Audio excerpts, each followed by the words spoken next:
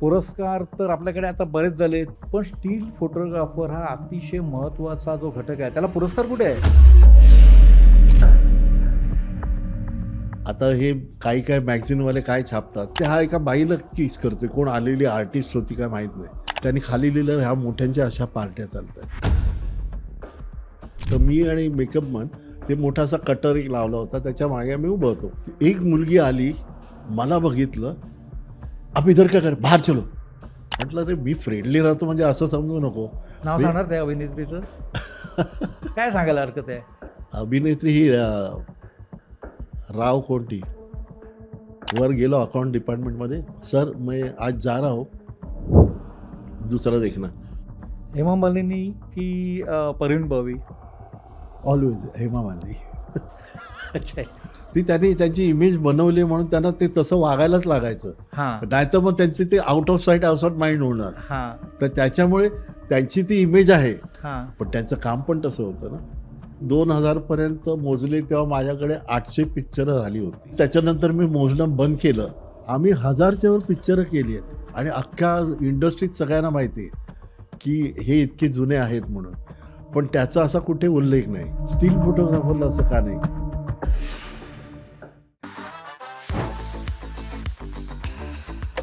Silence, camera, action. कुठल्याही चित्रपटाच्या सेटवर आपण गेलो तर हे अगदी परवलीचे शब्द आपल्याला ऐकायला मिळतात आणि मग सुरू होतो तो प्रसंग. मग कलाकार 1 असेल, 2 असतील, 3 असतील, 4 असतील, ग्रुप असेल, चित्रीकरण सुरू होतं आणि मग तो जे दृश्य संपलं की दिग्दर्शक म्हणतो कट. पण कट म्हटला म्हणजे ते दृश्य ओके झालं असं प्रत्येक वेळेला असतं नाही. समजा दिलीप कुमार असतील तर मग किती टेक घेतील हे सांगता येत नाही. अनिल कपूर असेल, तो छोट्या छोट्या बारकाव्यांकडे लक्ष देणार, पण तो रिटेक मागणार. हे सगळं असतं परिपूर्णतेसाठी.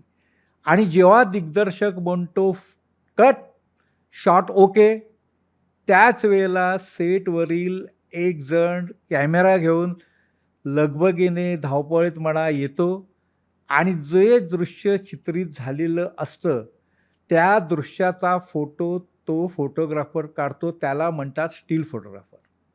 नमस्कार, मी चित्रपट विश्लेषक दिलीप ठाकूर. इट्स मजा या लोकप्रिय डिजिटल चॅनलच्या #ठाकूर विचारणार सीझन 2 यामध्ये तुमचे पुन्हा एकदा स्वागत करताना आज मी जरा ही वेगळी सुरुवात केलेली आहे आणि तुम्हाला थेट घेऊन गेलेलो आहे ते चित्रपटाच्या सेटवर. हा जो स्टील फोटोग्राफर असतो त्याची एक दुसरी एक बाजू आहे. ती बाजू अतिशय महत्त्वाची आणि ती म्हणजे प्रत्यक्ष चित्रपटाच्या जगात सेटवर काय काय घडतं, कसं कसं घडतं, एखादा कलाकार उशिरा कसा येतो, एखादी अभिनेत्री तिच्या मेकअपसाठी वारंवार कशी आरशामध्ये बघते किंवा हेअर ड्रेसरला कशी सूचना करते, एखाद्या कलाकाराचा मूड कसा जातो, कधी मूड कसा येतो, एखादा कलाकार मुद्दाम डायलॉग पुन्हा का त्याची रिटेक मागतो, असे ज्या अनेक गोष्टी असतात आहेत त्याचा अतिशय जवळचा साक्षीदार म्हणजे हा स्टील फोटोग्राफर असतो. आणखीन एक गोष्ट आहे, तुम्ही जर 60च्या दशकांपासूनचे हिंदी आणि काही मराठी चित्रपट पाहिले, 60चं दशक, 70चं दशक, 80चं दशक, 90चं दशक असं जर पाहत आलो तर त्याच्यामध्ये त्याच्या श्रेयनावालीमध्ये एक हुकमी तुम्हाला वाचायला मिळेल, कामत फोटो फ्लॅश.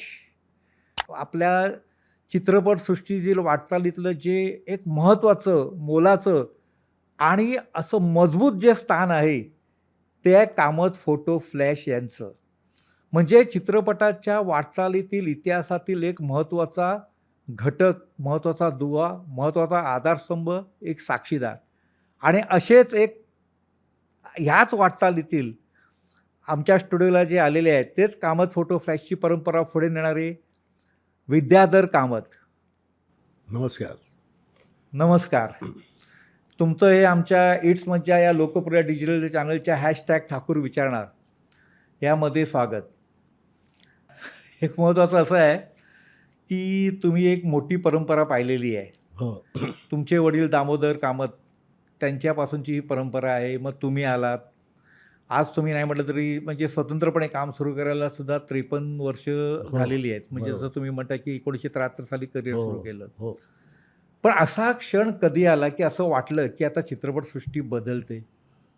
सेटवरचं कलाकारांचं वर्तन बदलते, असं कधी साधारण वाटायला लागलं? बराच उशिरा म्हणजे. कारण तोपर्यंत काय होतं, ठराविकच स्टील फोटोग्राफर होते. हां. म्हणजे ते कलर लॅब म्हणा, तुमचं ते अजून अशी म्हणजे बरेचसे जनार्दन म्हणून एक होते हो, जुन्या ह्याच्या. हो. तर ते तोपर्यंत असे ठराविक 5-6, 7-8 माणसं असतील, की ज्यांनी स्टील फोटोग्राफीला वाहून घेतलं होतं. जेन्युइनली. हां, पण त्याच्यानंतर जेव्हा फ्रीलान्सर आले, म्हणजे एक पर डेवरती आलेली माणसं सुरू झाली. त्याच्यानंतर मग काय ते भाव तोडून वगैरे काम करायचं आणि म्हणजे हां, चल आता रोलचे पैसे घ्यायचे त्यांच्याकडनं. झालं की रोल त्यांना द्यायचे. हां. मग त्याचा रिझल्ट काय येईल तोपर्यंत माणूस सेटवरनं गेलेला असतो. व आवडलं नाही तर मग नेक्स्ट टाईम दुसऱ्याला बोलवा. म्हणजे असं व्हायचं की एक स्वयंपाकघरात जेवण बनवतोय, एकाने फोडणी दिले, दुसऱ्या भाजी द्यायला त्यांना माणूसच मिळत नाही आहे. तो गेला फोडणी देऊन. हां. असं. मग ते सगळं सरमिसळ अशी भेसळसारखं व्हायचं ते काम. हां. म्हणजे त्याच्यामुळे आता मी अभिमानाने एवढं सांगू शकतो की माझ्या वडिलांना एक दृष्टी होती आणि स्टील फोटोग्राफीला त्यांनी डिग्निटी दिली. जी म्हणजे एक स्टील फोटोग्राफर सेटवर आला, हां. त्याच्यानंतर म्हणजे मी जेव्हा 75-78ला सुरू केलं सेटवर जाणं, तेव्हासुद्धा मला कामत साहेब का लडका म्हणून आणि रिस्पेक्ट असायचा. तोपर्यंत नेक्स्ट टू कॅमेरामन स्टीलवाल्यालाच जास्ती महत्त्व असायचं. हां. कारण त्यांना कंटिन्युटी वगैरे मिळणार. आता हे शूटिंग झालेलं ते रील ते प्रोसेस करून बघणार, त्याच्यानंतर ते रशेस बघणार, मग अरे काय राहिलं, मग ते दुसऱ्या दिवशी परत त्याच्यात काय चुकलं असेल किंवा काय ॲड करायचं असेल ते करणार ते. हां. आणि स्टील फोटोग्राफर म्हणजे विचारतात बरेच जण की स्टीलचा काय उपयोग काय?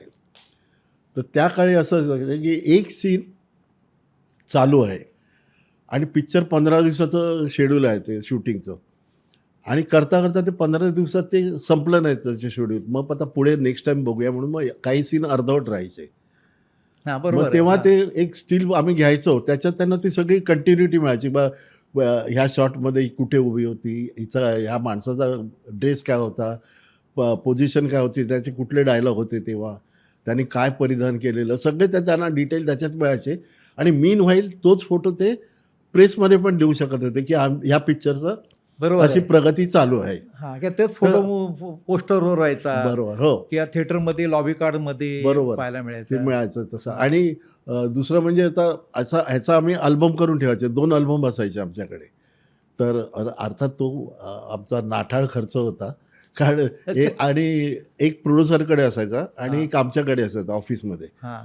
म्हणजे जो पी-आर-ओ येणार, म्हणजे तुम्ही पण बघितलं असेल हो. की अरे मी ह्याचा पी-आर-ओ आहे आता, म्हणजे त्यांचं हो. पब्लिसिटी मी बघतो. हां. तर मला ते आम्ही काय सांगायचं, एक फोन करायला सांग आणि एक लेटर नंतर पाठव हां. की हा आमचा पी-आर-ओ आहे, त्याला काय पाहिजे ते फोटोग्राफ द्या आणि आमच्या हां. अकाउंटला टाका अमाऊंट, काय जे काय असेल ते. हां. तर ते आल्यानंतर मग आम्ही त्यांनी अल्बम बघितले आणि मग त्यांनी नंबर द्यायचे त्यातले फोटोचे, म्हणून हे फोटो पाहिजे 10, 15, 20 जे काय आहे ते. हां. ते दिल्यानंतर मग आम्ही ते नोट करायचो, त्यांची एक ऑर्डर घ्यायचो अशी ह्याच्यात, आणि ती आम्ही त्यांना लेटर पाठवायचो प्रोड्युसरला किंवा आमच्या बॉयच्या हातातनं पाठवायचं, ते चलन वगैरे तुमची डिलिव्हरी झाल्यावरती ते फोटोची. हां. म्हणजे त्यांना पण कळायचं की हा माणूस घेऊन गेला, हे फोटो आहेत, आणि त्याला चलन लावायचं आणि मग आम्ही पिरियडिकली बिल करायचं त्यांचं जे काय झालं ते. तर असं हे सगळं एक फोटो काढण्याचा मागचा उद्देश हा असायचा की त्यांना पण मग फायनान्सर आला की फायनान्सर बघून मग ते अल्बम बघायचे ते आमच्याकडे बसून. हं. तर असं सगळं ते हा असा व्यवहार चालायचा सगळा. तुमच्या कलेक्शनमध्ये साधारण किती फोटो असतील? म्हणजे मी पिक्चर वाईज सांगू शकतो, हां. माझ्याकडे एक आकडा असा. मी 2000 पर्यंत मोजले तेव्हा माझ्याकडे 800 पिक्चरं झाली होती. आणि त्याचे फोटो 800 चित्रपटांचे. 800 त्याच्यानंतर मी मोजणं बंद केलं. 1000च्या वरती झाले असतील पिक्चरं. हां. त्याच्यानंतर जवळपास 4 ते 5 लाख निगेटिव्ह आहेत टोटल पिक्चर्सच्या. अरे बापरे! आणि निगेटिव्हच्या म्हणाल ती साईज म्हणजे 6x8 size, 4x6 size, B2 size, half size, quarter size, जेवढे फॉर्मॅट आहेत ते सगळे आपल्याकडे आहेत. म्हणजे तुमच्याकडे सिनेमाचा इतिहासच दडलेला आहे. हो हो फोटोच्या रूपामध्ये. अगदी अगदी खास म्हणू शकता. पण आव्हानात्मक काय असतं हे स्टील फोटोग्राफीमध्ये सेटवर? सेटवर आव्हानात्मक म्हणजे कसं असतं आता एखादा म्हणतो ना आपण की आर्टिस्ट आहे अरे आता जसा ट्रॅजेडी किंग हा होता दिलीप कुमार हां, होता. हां, आणि त्याच्यानंतर म्हणजे मी जेव्हा जायला लागलो तेव्हा माझं परीक्षण असं होतं की आपण म्हणतो ना काय काय एवढं मूड गेला माझा हे गेला असं म्हणतात, पण तिकडे जेव्हा बघतो ना आपण हां, म्हणजे तुम्ही विचार करा एक आर्टिस्ट कॅमेरासमोर कॅमेरा कॉन्शियस न होता त्याला करायचं मूवीचं शॉट, हां. त्याच्यात तो त्याचं काय जे भावभाव आहेत डायलॉगचे बोलण्याची पट्टी वर खाली कसं काय आहे हं, ते सांभाळायचं, हं. त्यामध्ये लुक्स कुठे द्यायचे कसं चालायचं हे सगळं त्याला करायचं असतं. हां. त्याच्यात काही जरा जरी कोणी खुट्ट झालं आणि त्याचं डायव्हर्ट झालं पण की तो शॉर्टकट होणार. हां. मग तेव्हा मी म्हटलं अरे हो खरं हे ग्रेट माणसं आहेत की एवढं सगळं आपण बघतो ते त्याचा अर्थात परिश्रम त्यांचे पण आहेत सगळ्यांचेच आहेत. तो हो. पुढे सेटवरती असतात हो. ते हे टीमवर्क आहे. टीमवर्क आहे. हां. पण कधी कधी मग आपण म्हणतो हा उगाच नाटकं करतो आम्ही मागे उभा आहे कॅमेऱ्याचं त्याला काय त्रास होतो. तर ते मुव्हिंग काय असलं ना म्हणजे आम्ही माझी तरी सवय आहे की स्टील घ्यायला गेलेलो असताना जर त्याने चालू केलं बोलणं असेल मुवमेंट असेल एकमेकाचा डायलॉग एक्सचेंज असेल आम्ही स्टँड स्टील थांबतो अगदी. हं. म्हणजे आम्ही तेवढं आम्हाला सांभाळून होतो म्हणजे आता जसं झालं तसं बाबा अगदी राहवत नाही तर मग बाहेरच जातो आम्ही. अच्छा. हां. कारण मग ते शॉट ओके झाला, कट म्हटलं की मग आम्ही आत येतो. म्हणजे हां. आम्ही तेव्हा बघून पण ठेवतो त्यांच्या रिहर्सलच्या वेळेला, हां. की ह्याच्यात आपल्याला स्टील मिळू शकतो की नाही. पण तरी तुम्ही जास्त रिलॅक्स कोणत्या शूटिंगच्या वेळेला राहिलात? कोणत्या कलाकाराच्या मला असं विचारायचं आहे? आता म्हणाल तर बघा एक तर रेखा जी आहे, अच्छा. ती स्टील म्हटलं की अगदी आरामशीर म्हणजे ती सांगते, मग ती स्वतः मिररमध्ये बघते, कसा घेणार आहेस? मग ती बघून, हां, आता घे म्हणून. अच्छा. पण ते मग रेखाजी तर डिफिकल्ट म्हणून मीडियाने इमेज केली होती. माहीत नाही. आता आम्ही तर केलं, मी त्याचे पिक्चर केले तिच्याबरोबर बरेचसे. हां. तर त्याच्यानंतर बाकी तुम्ही म्हणाल तर हल्लीच्या काळामध्ये मी शाहरुख जेव्हा नवीन होता, हां. तेव्हा ते इंग्लिश बाबू देसी मेम हो. पिक्चर केलं प्रवीण होतं. निश्चलचं हां. पिक्चर. हां. तर ते मी केलं होतं. हां. पण तेव्हा मी 2-3 मी खास फोटो घ्यायला गेलेलो. मेहबूबमध्ये सेट लागलेला हां. आणि ते फोटो काढले मी त्यांचे दोघांचे. सोनाली बेंद्रे होती. सोनाली बेंद्रे आणि त्याचे. हां. आणि नंतर ती अशी खुर्चीवर बसले, उलटी फिरवून खुर्ची अशी हां. बसले, ते हां, रेस्टला हां, हे हां, करून. हां, हां. मग मी म्हटलं आता दोघांना उभं करून घेऊया. तर ती सोनालीला वाटलं काय की झालं असतील म्हणून निघून गेली. तर मी शाहरुखला म्हटलं अरे जरा रुकना, दोनों का स्टँडिंग भी लेना है, असं पाठीला पाठ लावून वगैरे. हां. तो त्याने आवाज दिला, सोनाली अभी तक हुआ नहीं, आजा आजा और स्टील लेना है. हां. म्हणजे कोऑपरेटिव्ह असं नाही हां. यार चल रे हो गई अभी मैं भी जाता हूं असं नाही. हां, हां, हां, हां, हां. दुसरं म्हणजे श्रीदेवी मॅडम. अच्छा. हां. म्हणजे मी शेवटचं त्यांचं मॉम पिक्चर केलं होतं. हां. तेव्हा असं होतं की दिल्लीला करत होतो आम्ही शूटिंग स्टुडिओत. हां, बोनी कपूरचंच पिक्चर. बरोबर. हां. आणि त्याच्यानंतर म्हणजे आणि ते एकदम लो लाईट होते, सिंग साऊंड होतं, त्याच्यामुळे मग हे नाही करायचं तसं. मग कधी-कधी काय व्हायचं, की पटकन ती उठून व्हॅनिटी व्हॅनमध्ये जायची. हां. मग अरे म्हटलं तो अशीच सांगायचं आणि अजून आहे या बाजूला, मग ठीक आहे. मग एकदा तर असं झालं, की मी विसरलो सांगायला, म्हणजे मी लांब उभं होतो कारण सिंग साऊंड म्हणून मी म्हटलं आवाज वगैरे यायला नको. आणि मी कॅमेरा घेऊन गेलो तर अरे मॅडम गई व्हॅनिटी में. मग मी बाहेर जाऊन आवाज दिला, मॅडम वन स्टील. ती बिचारी व्हॅनिटीमधनं आली कारण तिला ती व्हॅल्यू माहिती आहे कारण ती त्या काळापासून काम करते जेव्हा पब्लिसिटीला आणि ह्याला महत्त्व होतं. तर ती आली, बसली, स्टील दिले सगळे तिने छान. आणि म्हणजे त्यांना आता नवीन आले तर हा छोड यार हो जाएगा, देखते बाद में असं. पण ही लोक आहेत ज्याला पब्लिसिटीचं महत्त्व माहिती आहे. धर्मेंद्र म्हणा, हेमा मालिनी म्हणा, सगळ्यांना. म्हणजे पूर्वी मीडिया नव्हता, हां. दिसणार तर पेपरमध्येच हो, हो, हो. किंवा कुठे थिएटरच्या बाहेर किंवा होर्डिंग्स होर्डिंग्स किंवा पोस्टर्स किंवा पण शोकार त्यांना लॉबी ते कार्ड. माहिती आहे की हे आपलं आपणच दिसलो नाही लोकांना तर कळणार काय. हां. आणि पूर्वीचे पण लॉबी कार्ड लागायचे शोकेसमध्ये, हो, कमिंग हो, सून किंवा नेक्स्ट चेंज. हो. आणि ते स्लाइड्स पण आम्ही द्यायचो तेव्हा. हां. ते असं नो स्मोकिंग, नॉट इटेबल, हां, हां, हां, edible not allowed inside the हां. ऑडिटोरियम वगैरे. हां, हां. मग त्याच्यात ते स्लाइड्स पण यायचे आमच्या अगल्या पुढच्या पिक्चरच्या खाली. आम्ही त्याला ब्लँक पट्टी सोडायचो, मग त्याच्यात ते स्केच पेनने लिहायचे नेक्स्ट चेंज किंवा नेक्स्ट फ्रायडे, soon. हां, किंवा डेट घालून. हां. म्हणजे हे सगळं त्यांना माहिती आहे की आता ते लोक बघायला गेली तरच त्यांना कळणार पुढचं पिक्चर हे आहे. आणि आता ते टीजर म्हणतात, तर आता ते पूर्वी तेव्हा ते ट्रेलर दाखवायचे. खरं आहे, खरं आहे अगदी. म्हणजे ते बघून अरे ह्याच्यात ॲक्शन पण आहे, गाणी पण आहे, हेलनचे डान्स आहेत, कसं म्हणजे ती एक जी टीम बांधलेली असते ना, त्यांना ते पुरं पॅकेज तिकडे दिसतं त्या ट्रेलरमध्ये. मग पुढचं बुकिंग सुरू होईल तेव्हा लाईन असायची तिकडे बुकिंगला, ॲडव्हान्स बुकिंग. पण तुमचे काही वाईट अनुभव पण असतील ना स्टील फोटोग्राफीचे, कलाकारांच्या बद्दलचे?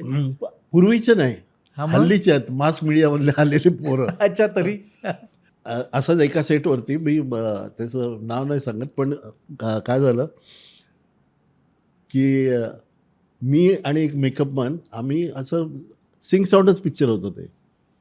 तर ते सगळं चालू असताना शांत राहायला पाहिजे, तर मी आणि मेकअपमन ते मोठा असा कटर एक लावला होता, त्याच्या मागे आम्ही उभं होतो. हां. शॉट अजून चालू झाला नव्हता. तर आम्ही असंच गप्पा म्हणजे अगदी हळू आवाजात बोलत होतो. मग ते डायरेक्टर आता अभी टेक करते. एक मुलगी आली, मला बघितलं, "आप इधर क्या कर, बाहर चलो, बाहर चलो." मी म्हटलं, "अरे हे क्या हो गया?" म्हटलं.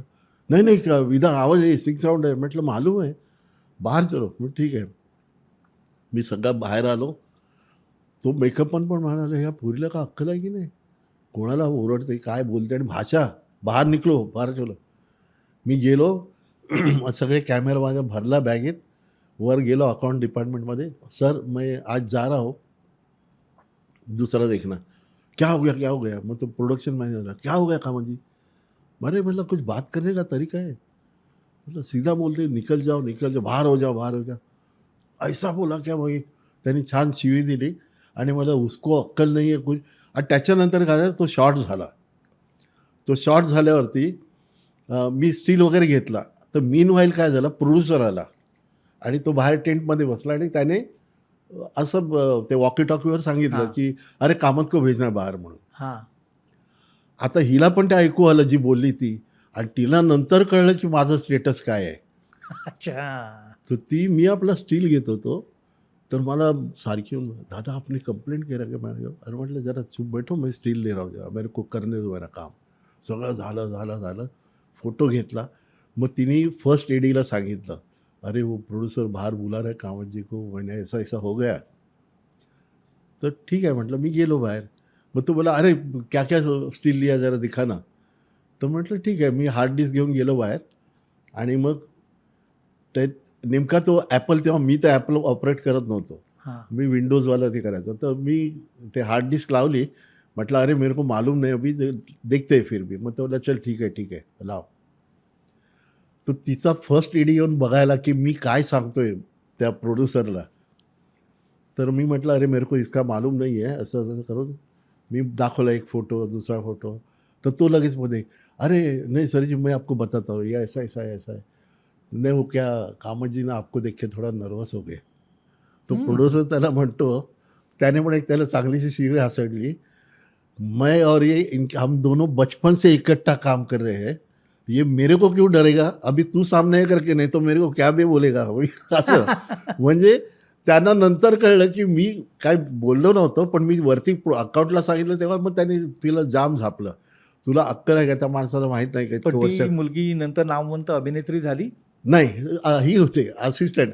अच्छा. होऊच शकत नव्हती, कारण अशी बुटकी आणि ॲटिट्यूड. अच्छा. ती मग अशीच राहिली. हो. पण अलीकडच्या कलाकारांचं वर्तवणूक कशी वाटते?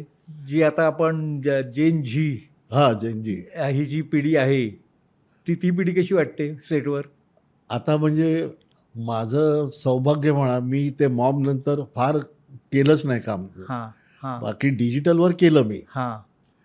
पण मजा म्हणजे अशी झाली की आता एवढं हे झालं ना, मध्ये मी पिक्चर करत होतो, तर मी फोटो काढायचो, तर मग त्यांचा असिस्टंट, सेकंड, थर्ड असिस्टंट यायचा आणि मला दाखवायचा, "दादा एक ऐसा फोटो आहे." म्हणजे ते स्टील. म्हटलं, "हां, अच्छा आहे रे, अच्छा है." मग माझं काम झालं, माझ्या बाजूला तो भरून फोटो काढायचा, परत हां. मला दाखवायचा. मी शेवटी वैतागलो. मी म्हटलं, "अरे एक काम करता है क्या? मैं निकल जाता हूँ, मेरा जो भी है तू पेमेंट ले ले, तो ये बार-बार मेरे को मत दिखा." म्हटले, "तुझ्या ह्याच्यामध्ये आणि आमच्या ह्याच्यामध्ये फरक असणार ना." हां, हां, हां, हां, तर हां. तो म्हणतो, अच्छा मग तो एकदम हे झाला, वरमला. म्हटलं, "अरे मी फ्रेंडली राहतो म्हणजे असं समजू नको. तू काही दाखवशील किंवा माझ्या बाजूला वरून काढतोस फोटो." म्हटलं, "हे बरं नाही, तू रिस्पेक्ट कर ना. तुला मी सांगीन, शिकवीन, म्हटलं दाखवीन पाहिजे फ्रेमिंग आणि हे काय आहे ते. पण Sorry, sorry. अलीकडच्या काळामध्ये असं मी पाहिलंय, म्हणजे काही कलाकार, काही अभिनेत्रीच म्हणतो मी, ते पूर्वी कसं होतं, आपण सेटवर असायचो, मग तो बरोबर. मेकअपमन, हेअरड्रेसर किंवा एक बॉय, ड्रायव्हर तर बाहेर बसायचा, बरोबर. हा त्या अभिनेत्रीचा स्टाफ असायचा. बरोबर. पण आता काही अभिनेत्रींना स्वतःबरोबर एक फोटोग्राफर ठेवतात आणि त्यांचं असं म्हणणं असतं की आज मी जे काही सेटवर करते ती मला रील किंवा सोशल मीडियावर फोटो टाकायला पाहिजे. बरोबर. तर अनुभव तुम्ही घेतलाय का, असा आलाय का? मी घेतला नाही आहे, पण हे मी ऐकलंय की हां. स्पेशल तो माणूस असतो आणि ती जिकडे जाईल, उठेल, बसेल, जेवेल, काय करेल हां. तो करत असतो दिवसभर आणि संध्याकाळी मोठं भलं बिल देऊन जातो त्यांना. हां. पर डे घेतात. पण हे ते काय, हे पर डे पण कसा हां. 2-5 हजार नाही, 20-25 हजार रुपये त्यांचं बिल होतं. पण हे का असं अशा आ- अशी वेळ काय यावी? खरं ह्याला काय कारणीभूत काय आहे की आता बिग बजेट, आता कोणतरी एक प्रोड्युसर त्याने सांगितलं ना की हां. ह्यांच्या Correct. आर्टिस्टच्या स्टाफमध्येच एवढे पैसे जातात की त्यांचा मेकअप पण पर डे 25,000 घेतो, 50,000 घेतो, त्याचा आर्टिस्टपेक्षा जास्त इन्कम. हो, पण आता हा एक फोटोग्राफर आर्टिस्ट, तुम्ही एक वेळ अशी होती की तुम्ही एक स्टील फोटोग्राफर आहात. बरोबर. कामत फोटो फ्लॅश ही आपण अनेक चित्रवेळेला किंवा इतरही काही होते. बरोबर. पण आज एक कलाकार की एखादी अभिनेत्री एक स्वतःबरोबर स्टाफमध्ये एक फोटोग्राफर घेऊन येते. हो हो. अरे पण तो सिनेमामध्ये तू जी काय दिसणार आहे त्याच्यासाठी कॅमेरामन आहे. बरोबर. बरं, तुझे फोटो काढायला स्टील फोटोग्राफर आहे. परत स्वतःचा स्टाफ कशाला पाहिजे? बाकी कॅज्युअल पण आम्ही काढतोच, कुठे गप्पा मारत बसले, हो. चहा पितायत, धमाल चालले, हां. ते पण असतात फोटो. हां. पण हे आता ह्याचं काय नवीन फॅड आहे ते, म्हणजे आपण म्हणतो तसं फॅड, म्हणजे आता हे डिजिटल झालंय. म्हणजे सगळ्यात एक तर म्हणतात ना की विज्ञान शाप की वरदान, तसं हां. आता होतं काय की पूर्वी कसं होतं की आम्ही एक रील घातली कॅमेऱ्यात, ती 100 ISO असो किंवा 400, आम्हाला त्याप्रमाणेच एक्सपोज करायला पाहिजे. मग लाईट कमी असेल तर मग आम्हाला काहीतरी मॅच करायला सांगायला लागायचं, लॉंगर एक्सपोजर आहे, जरा स्टेडी राहा, हे ते सगळं करू. हां. आता एक चकचकीत लाईटमध्ये त्यांनी फोटो घेतला हां. 100 ISO किंवा 200 ISOला डिजिटलमध्ये, हां. मग पुढचं काळोखात असेल तर म्हणजे माचीसच्या काडी पेटवल्यावर सुद्धा उजेड पडेल एवढी सुद्धा त्यांना पुढचा फ्रेम 3200 ISO काढा. म्हणजे अच्छा. ह्याने काय झालंय, त्यांचं स्किल काय नाही, हे डिजिटाईज त्याने होत आहे. हां. हां. कळलं की नाही. आम्हाला कसं पुरा रोल त्या ह्याच्यात करायला पाहिजे. मग आम्ही काय करायचो, कधी ब्लॅक अँड व्हाईटला वगैरे मग आम्ही आहे तसंच करायचो. तर आम्हाला माहिती आहे एक स्टॉप हे अंडर झालं आहे, हां. मग आम्ही डेव्हलप करताना किंवा मी असेल किंवा फोटो आमचा कोण डेव्हलपर करत असेल डेव्हलपिंग, हां. मग तो तो कात्री ठेव आणि ठराविक वेळेनंतर ते ग्रीन लाईटमध्ये आम्ही बघतो रोल प्रोसेस होताना. हां. मग त्याला कळलं की अरे हे लाईट आहेत ना, मग तो पूर्ण झाले तो कापून स्टॉप बाथमध्ये टाकायचा आणि दुसऱ्याला जास्ती वेळ करायचा. अच्छा. हे टेक्निक होतं. हां. तर आता ह्या लोकांना काय, तुम्हाला चिप काढून दिली हातात की काम झालं. आता तर इमेजेस सॉफ्ट कॉपी घेत नाहीत, आता मेल करा फोटो हां. सगळं. म्हणजे आता एवढं असं झालं आहे ना की आमची एवढी मोठी लॅब होती, मी 6-6 फुटाचे फोटो, म्हणजे शाहरुख खानचं कुठे फॉरेनला वगैरे, तिकडे फॉरेनला पोस्टर वगैरे लावायला देत नाहीत, हां. तर त्याची आम्हाला ऑर्डर यायची सकाळी की 6 फुटाचे शाहरुख खानचे 10-15 फोटो पाहिजेत. हां. त्या पासपोर्टपेक्षा फास्ट आम्ही मारून द्यायचं, कारण मशीन घेतलं होतं तेव्हा प्रोसेसिंगचं. हां. म्हणजे सकाळी ते मारले की दुपारपर्यंत डिलिव्हरी, आणि तो मग दुसऱ्या दिवशी घेऊन जायचा सगळा ते, आणि तिकडे ते पोस्टरचे रस्त्यावर लावायचे, कुठल्या ज्या रोडवरती त्यांचं ऑडिटोरियम आहे ना हां. हां. हां. तिकडे ते लावायचे. मग मी म्हटलं नंतर एकदा विचारलं, हे फोटोचं करता का एवढे फोटो? तो बोलतो नाही, मग कोणी असं स्टेजवर येतो नाचतो वगैरे ना, मग त्याला शाहरुख सही करून तो लोभ देऊन टाकतो 6 अच्छा. फुटाला. हां. नाही तर ठेवणार कुठे ते? हां, बरोबर आहे अगदी. जसं टर्निंग ऑफ द मिलेनियम चौपाटीवर झालं तेव्हा शाहरुख खानने तेव्हा आम्ही 7 फुटाचा फोटो मारलेला. हां. त्याने तो सही करून एक कोणतरी गुजराती मुलगी होती, तिला तो गिफ्ट केला. अच्छा. 31st turning of the millennium 2000 झालं तेव्हा. येस, बरोबर आहे. मग तुमचे असे आणखीन काही अनुभव असतील ना, पॉझिटिव्ह अनुभव? हो, असे पॉझिटिव्ह खूपच आहेत. हां. पॉझिटिव्ह खूप, म्हणजे आता समजा असं आपण जुन्या काळामध्ये गेलो, राज कपूर, राजेंद्र कुमार. हां, आणि मजा म्हणजे काय माहिती आहे, हे सगळे ना, म्हणजे असं कोण म्हणायचं की राजेंद्र कुमार खूप हे आहे, म्हणजे पैसे द्यायला हां. म्हणजे हां. पण मला एवढा छान अनुभव आला आहे त्यांचा. आणि सगळ्यात म्हणजे कामाचा मुलगा म्हटल्यावर तुम्ही 3 वाजता गेलो त्या ऑफिसला हां. की संध्याकाळी 6-7चे तुम्हाला सोडायचंच नाही. सगळे वडिलांचे किस्से, शूटिंगचे किस्से सांगत बसायचा आणि मग ऑफिसवाले समजायचे की हा येणार नाही, मग ऑफिस 7ला बंद करून निघून जायचे. अच्छा. मग मी हां. आपलं सरळ घरी. म्हणजे एवढं त्यांना आणि वडिलांबद्दल म्हणजे आमच्या वडिलांनी जे काम केलंय, हां. तेवढे कॉर्डियल रिलेशन्स होते हं. त्यांचे, हं. की कुठलाही म्हणजे मला सगळे विद्याजी म्हणून ओळखायचे. बघा माझं नाव विद्याधर, पण विद्या म्हणजे म्हणजे विद्याधर म्हणजे ते म्हणे लांब होतं, तू लांब हां. पोचतोस तेवढ्यात. म्हणून ते शॉर्टमध्ये विद्या बोलायचे आणि सगळे मला पर्सनली ओळखायचे. हां. पण तुम्ही तुमच्यासमोर काही कलाकारांनी करिअर सुरू केलं हां. आणि ते तुम्हाला जोडले गेले. त्यांचे पण तुमचे अनुभव आहेत. जसं जॅकी श्रॉफ. हां. काय अनुभव आहे एकूणच? जॅकी श्रॉफ म्हणजे एकदम एक ते वेगळंच काहीतरी रसायन हां. आहे. त्याला कुठल्यातरी एका पिक्चर करता माझा मुलगा अभिषेक आणि नेहा दोघे गेले होते आणि कॅमेरामन होते राहुल जाधव. हां. ते त्यांना काहीतरी भेटायला गेले, पण त्यांनी रेसकोर्सला भेटायला बोलवलं. तिकडे बसले ते आणि मग एक त्यांना सीन सांगत होते ते कुठल्या पिक्चरचं ते. तो अभिषेक सांगत होता असं-असं आहे, मग तो असा येतो, हे येतो सगळं. तो बघतो आणि म्हणतो, ही कॅमेरामन आहे क्या? नाही, नाही. तो बोलला डायरेक्शनमध्ये आहे. हे म्हटलं ही कॅमेरामन आहेत राहुलजी भोसले हां. आणि ही नेहा म्हटलं ही बाकीचं प्रोडक्शन बघते. ठीक आहे. म्हणजे त्याला असं त्याने एवढं माझ्या मुलाने त्याला असं वर्णन केलं ना, की हां. त्याला वाटलं हाच डायरेक्टर आहे आणि हाच कॅमेरामन आहे. म्हणजे हां. आणि तो नंतर जे त्यांची अ, अभिषेक, नेहा आणि हिची एवढी दोस्ती झाली ना, की तो जेव्हा भेटायला जायचे ना, तो रात्री सोडायला यायचा नेहाला आणि अभिषेकला घरी गोरेगावला अच्छा. All the way. हो. आणि मग फोन करून सांगायचं माझ्या बायकोला, की "हे आई काळजी करू नका, मी सोडतोय त्यांना खाली." मग तो खाली सोडून जायचा गपचूप आणि नंतर एक दिवस कोणीतरी बघितलं त्याला. म्हणजे टर्न मग तो उतरला, हां. लिफ्टपर्यंत आला मुलीला हां. सोडायला. हां. तर ड्रायव्हरने गाडी वळवून आणली आणि हां. तो बसताना तेवढ्या दुसऱ्या लिफ्टमधून पोरं आली आणि बघितलं गेटवर सांगितलं, "अरे जॅकी श्रॉफ आहे." हे गेटवरती सगळे वॉचमन जमा झाले. त्याच्यानंतर मग त्याची गाडी आली. हां. फक्त तो सांगायचं, की मी येतोय म्हणून हां, म्हणजे यांना सोडतोय, तू काळजी करू नको. कारण 10-11 वगैरे व्हायचे. हां. मग एक दिवस माझ्या बायकोला म्हणालं, "तो पक्का व्हेजिटेरियन आहे." तो बायकोला म्हणतो, की "बघ, मला लाल माठाची भाजी आणि भाकरी बनवून दे. मी येतो" म्हणाला एक दिवस. अरे वाह! अगदी म्हणजे हक्काने. हां. आणि एक दिवस ठरवलं पण मी आता येतोय म्हणून. हं.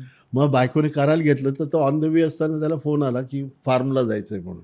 हां. अच्छा. रात्रीचं काय 9:30-10 असे झाले असतील माहीत नाही. हां. मग त्याने सांगितलं, "नाही, मी वरती येत नाही. खालनं जायचं मला अर्जंट जायचं आहे म्हणून." तो त्याने जेव्हा फोन केला असेल, तो समवेअर बांद्राला किंवा कुठे असेल. हां. तेवढ्या वेळात माझ्या बायकोने फुटाण्याची चटणी करून दिली. त्याला खूप आवडते. म्हणजे ते आपण म्हणतो गन पावडर टाईप, पण ही वेगळी आहे. गन पावडर नाही. हां. आपली टिपिकल कोकणातली वगैरे असते हां, ती हां, फुटाण्याची. हां, हां, ती करून त्याला डबावर करून दिली. हां. मग तो आम्ही खाली गेलो. खाली गेल्यावर भेटला आणि म्हणतो, "बघ, बघ नवीन गाडी घेतली मी." ती मर्सिडीज कुठली नवीन घेतली होती त्याने. मग बायकोने, "हे घे तुला तुझ्यासाठी आणलंय." पण तो डबा घेतला त्याने आणि ड्रायव्हरला दे, "तो डबा दे रिकामा करून दे." अरे म्हणते बायको म्हणे, "नाही राहू दे घेऊन जा." "नाही, नाही, नाही." "अरे डबा बायकोंचा जीव की प्राण असतो. मला माहिती आहे ना," म्हणे, "मी अच्छा. कोणाचे हां. डबे ठेवत नाही. हां. देतो." असं. म्हणजे एकदम तो वेगळंच रसायन आहे. म्हणजे तुम्ही आता ह्याला सांगितलं ना NCPL आपलं एक्झिबिशन प्रदर्शन होतं. होतं. हां. तेव्हा त्याला फोन केला. मग तो दर 5 मिनिटांनी नेहाला येतोय. मग आलोय. आता गेटमध्ये आलोय. असं सगळं सांगत आता खाली आलोय. मग ती खाली आणायला गेली. मग आला वरती. हां. 2-2.5 तास त्याने एवढी धमाल केली. प्रत्येक फोटोसमोर उभा राहून त्या पिक्चरचं गाणं गायचं. अरे वाह! म्हणजे हां. असं म्हणजे हां. असं त्याचा पण पहिल्या पिक्चर स्वामीदासाचा लावला होता फोटो. हां. हो. स्वामीदादा पहिलं हां. पिक्चर देवसाहेबांचं. हां. हां. तर असं म्हणजे तो एवढा नेहा म्हणाली, "अरे तू येता एक काम कर ना, हे बाला सिन्हा वगैरे यांना सांग ना फोन करून." "अरे मी काय सांगू?" मग ते म्हणाले, "तर शेट्टीला तरी ह्याला तरी बोलव, सुनील शेट्टीला." हां. "अरे त्याला माझा व्हिडिओ दाखव ना, आत्ता येईल तो, इकडेच आहे म्हणा."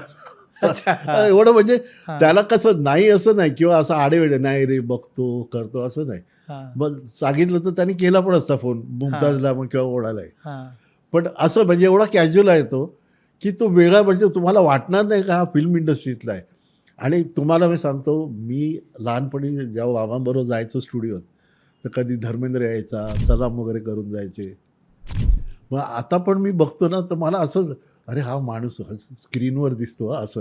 म्हणजे कसं लोकं पायलट सुद्धा कधी कधी जाऊन बघतात बाहेर विमान हो उडताना. हो हो हो हो हो, बरोबर आहे. हा माझं तसं व्हायचं. धर्मेंद्र पहिला मिनिट बघायचं, हाच माणूस आहे असा. म्हणजे ह्यानी एवढं हा. इंडस्ट्रीत एंटरटेनमेंट म्हणजे मनोरंजन नगरीत त्यांनी काय धमाल बरोबर आहे, केली बरोबर आहे. हा, असं. पण तुम्ही माणूस म्हणून बरेच जण तुमच्याशी असे जोडले गेलेले दिसत आहेत. सगळे सगळ्यांचे पर्सनल नंबर माझ्याकडे होते. देवसाहेबांचे पासून सगळे इवन श्रीदेवी पण तिचे काही, कारण श्रीदेवीला तिच्या लहान मुलांचे अल्बम होते असे केलेले. तिचे पण असे कुठे फिरायला वगैरे जायचे फॉरेनला हा वगैरे. हा हा हा हा. तर मला एक दिवस सांगितलं, अरे मैडम को बहुत सारा फोटो का स्कॅन करके चाहिए. तर मी म्हटलं ठीक आहे, बघूया. मग मी गेलो गाडी घेऊन, बंगल्यावर गेलो. गाडी घेऊन गेलो तर अख्खे एवढे डिक्की भर त्याने अल्बम दिले. अरे म्हटलं हे कधी होणार म्हटलं. मग तो बोला तुम्ही बघा आधी सिलेक्ट करा. तर म्हटलं एवढं माझ्याकडे द्यायचं काय काम. तर त्याच्यात एक म्हणजे आमच्या कंपनीचा मोठेपणा सांगतो मला. त्याला बोनीनी तिला सांगितलं की मुलींचे, लहान मुलींचे त्यांचे फोटो लहानपणीचे होते, मॅडमचे पण होते. तो म्हणाला तू कामतकडे दे, सगळ्यात सेफ. नाहीतर मग हे मॉर्फिंग करणार वगैरे ती माणसं असतात. हा हा. म्हणजे आमच्यावर एवढा विश्वास की त्याने सांगितलं तू कामतकडे दे, डोळे झाकून काही होणार नाही. आणि कारण श्रीदेवीचे लहानपणीचे फोटो. नाही श्रीदेवीचे यंग मुली त्यांच्या लहान होत्या ना. हा, ह्या जान्हवी आणि हो बरोबर.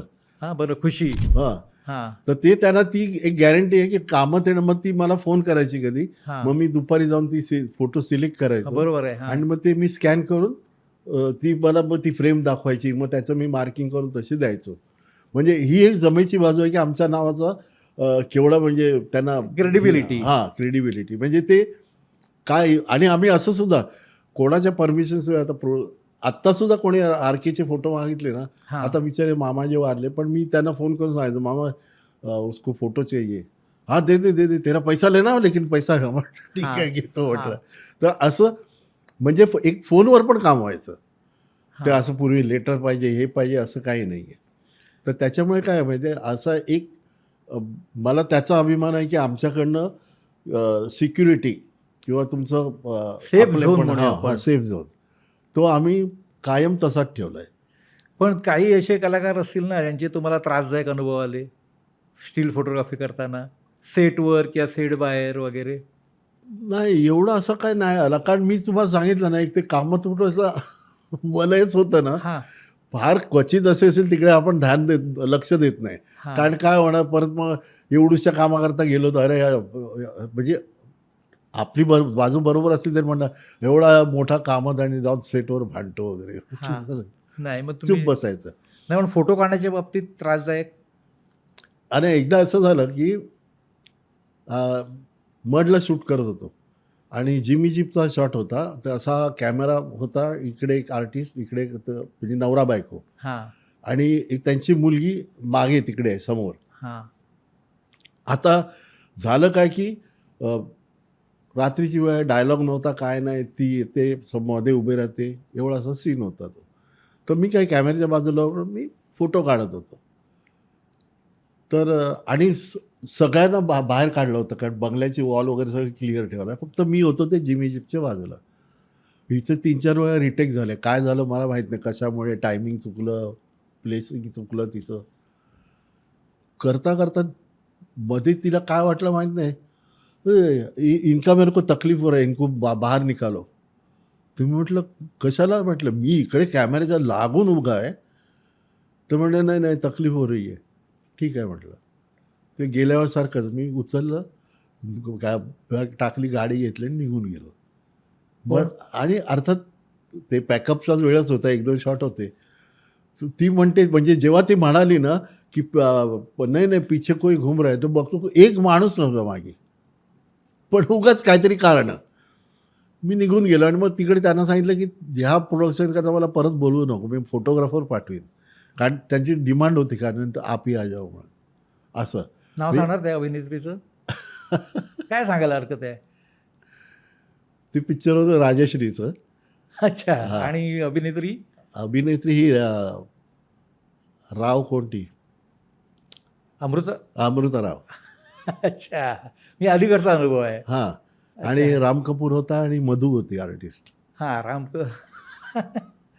म्हणजे तुम्ही एक्सक्यूज दाखवता आणि मी हा माझी किती म्हणजे एक के रविशंकर म्हणून आहे टीना फिल्म्सवाला, त्याचं पण त्याने बापय्या बरोबर वगैरे कृष्णास्वामीचा हा आलं लक्षात ते कृष्णमूर्ती. म्हणजे ते मांजर हो, होतं हो. त्याच्यामध्ये, नाही, कुत्रा होता कुत्रा होता, त्याच्यात. दोन्ही मिक्स हो, होता. हो. हा मग तर तो म्हणजे त्याने असिस्टंट करून वगैरे सगळं झालं होतं. नंतर त्यांनी भरपूर हिट पिक्चर दिले हो, सगळे हो, हो. सगळे सिंदूर हे ते. हो. पण मी पण त्याच्यावर काम करायचो ना, मग त्याची डिमांड असायची, विद्या मेरे सेट पे जाईये. मी जायचो, आम्ही मग म्हणजे तो अगदी काय मी सांगेल ते. तर अशी मजा केली एकदम त्याची. आता आपला फिल्माला स्टुडिओ बॉक्सअप गेलाय, ते सगळी हो. सोसायटी झाली. हो. तिकडे त्यांनी सेट लावलेला बेनाम बादशाहचा. हा, अनिल कपूर. हां, हा. तर तो एक असा सीन होता की ती बॉम्ब ब्लास्ट होतं तिच्या घरात आणि ती मरते. जुही चावला जुही आणि चावला. होतं, हा. आणि ती अशी तिरडीवर झोपली आणि हा बसून तिला सगळं समजवतोय. हा. आपला रविशंकर, हा. के रविशंकर. आणि मी फोटो काढला आणि त्याच्या आधी तो बॉम्ब ब्लास्टचा झालेला फोटो हा. तो काढला. तो मला रवी म्हणतो, विद्या मिल गया ना तेरे को? हा. म्हटलं पता नाही, वापस करो म्हटलं. हा. अरे क्या बात कर यार, मजाक मत कर म्हटलं. नाही आलाय म्हटलं. पण म्हटलं एक असे मस्करी हसत खेळत पण चालायचं. आणि मग कधी कधी एखादा सीन मला आवडला ना की मी त्याला सांगायचो हा. की ते एक होतं, अमरीश पुरी बसलेला असतो, ती रोहिणी हट्टंगडी असते, मग तिला ते घेऊन ये असं काहीतरी त्याचं डायलॉग म्हणजे होतं. तर ते दोन माहिती आहे, ते असे हे असायचे, असे डुलायचे आणि ते पाण्याचं हे होतं. हो, हो, हो. मग शेवटचं जेव्हा त्यांचा डायलॉग होतो तेव्हा शेवटचा असा त्या पाण्याला टोन लावतो, म्हणजे तो सिम्बॉलिक शॉट. मी हो. त्याला सांगितलं ना, अरे विद्या वो शॉट मैंने कितना कोरियोग्राफ किया था, मला ऐसा ही चाहिए, तसाच तो आलाय म्हटलं तोच इफेक्ट मला कळला म्हणून मी तुला फोन केला. म्हणजे असं कॉमनली असायचं की लोकांना पण कळेल ते, हा.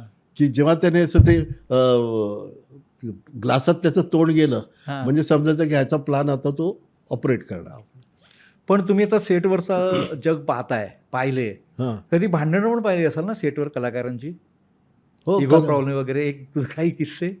इगो प्रॉब्लेम म्हणजे परत आता जुही चावला आणि अनिल कपूरचं शूटिंग होतं हा. आणि तेव्हा इलेक्शन होतं. अच्छा. हा. आणि जुही चावला सकाळी येऊन तिने ती काम चालू केलं. हा. आणि नंतर मग अनिल कपूर आला लेट. हा. तर ती म्हणाली, अरे ये लेट क्यों आए? तर त्याने सांगितलं, नाही वो इलेक्शन का दिखे, तो इलेक्शन को तो मेरे को वोटिंग करना था, लेकिन मैं काम ही करके आ गई, ऐसा कैसे करते हो आप? हा. मग ते थोडंसं असं हा. वर्ड सेक्शन झाले, पण हा म्हणजे असं हिटेड आर्ग्युमेंट नाही झालं. हा. पण तिने सांगितलं, मला कळलं असं मी पण वोटिंग करून आले असते असं हा. असं तर म्हणजे म्हणजे मी पण उशिरा आली असते हा, हा. शूटिंग करून. किंवा मी ते लवकर करून लवकर आले हा. हा. हा. असं. पण एखादा हेवी वाद? हेवी वाद असं नाही आलो कुठे, म्हणजे कारण पूर्वीचे लोक काय पेपर वगैरे त्यांचं परफेक्ट असायचं, सगळं परफेक्ट नाही, म्हणजे असायचं. असं समजा कधी कधी काय आहे, आता हे जे आपलं विश्व आहे सिनेमाचं, हम्म. त्याच्यामध्ये ग्लॅमर आहे, गॉसिप आहे, गप्पा आहे, उत्पन्नाचे आकडे, ते सगळं आहे. बरोबर. पण कधी कधी असं म्हणजे तुम्ही असे साक्षीदार असतो आपण सेट, म्हणजे पत्रकार पण आम्ही असतो, पण पत्रकार हा निमित्ताने सेटवर येणार. त्या काळामध्ये आम्ही बोलवलं त्याचं त्यावेळेला सेटवर बरोबर. यायचं, पण तुम्ही ते तुमचं कामच होतं. पण असं एखादा अनुभव आहे का, एखादी आठवण, की एखादं प्रकरण गॉसिपमध्ये गाजते एखाद्या अभिनेता अभिनेत्रीचं, हम्म. आणि त्यांचं फाटलं शब्द वापरतो, हं. आणि तो राग सेटवर निघाला? नाही असं मग माझ्या तरी बघण्यात नाही आलं म्हणजे असं हिटेड. हा, ते हिटेड कधी व्हायचं, एखादं मुहूर्त झाला आणि पार्टी असायची संध्याकाळी, हा. तेव्हा मात्र एक दुसऱ्याच्या बरोबर काढायचे एकदम, तरी. म्हणजे भयानक. म्हणजे अगदी मारामारी, ग्लास फेकण्यापर्यंत सगळं असं व्हायचं. अच्छा. पण ते असं ते लांब आणि मी काय आम्ही काय नाही, दारू ते आता पिऊन नाही. फोटो काढू शक्य नाही मी फोटो काढायला जायचोच नाही तिकडे, हा. हा. कारण ते एवढे प्रेसवाले खूप असायचे. हो, हो, हो. मग मी आपला जेवण घेऊन बसायचो आणि माझं ते ज्यूस पिऊनच पोट अर्ध भरायचं. हा. आणि मग जेवण सुरू झालं हा. की हे आपले, आणि काउंटर उघडला बाहेरचा की हे रेलची सगळ्याची तिकडे, आणि 15-20 मिनिटांनी मग सुरू व्हायचे हा. जोरजोरात आवाज, गाली गलोच. आणि मी काय करायचो, बायको पण बरोबर असायची.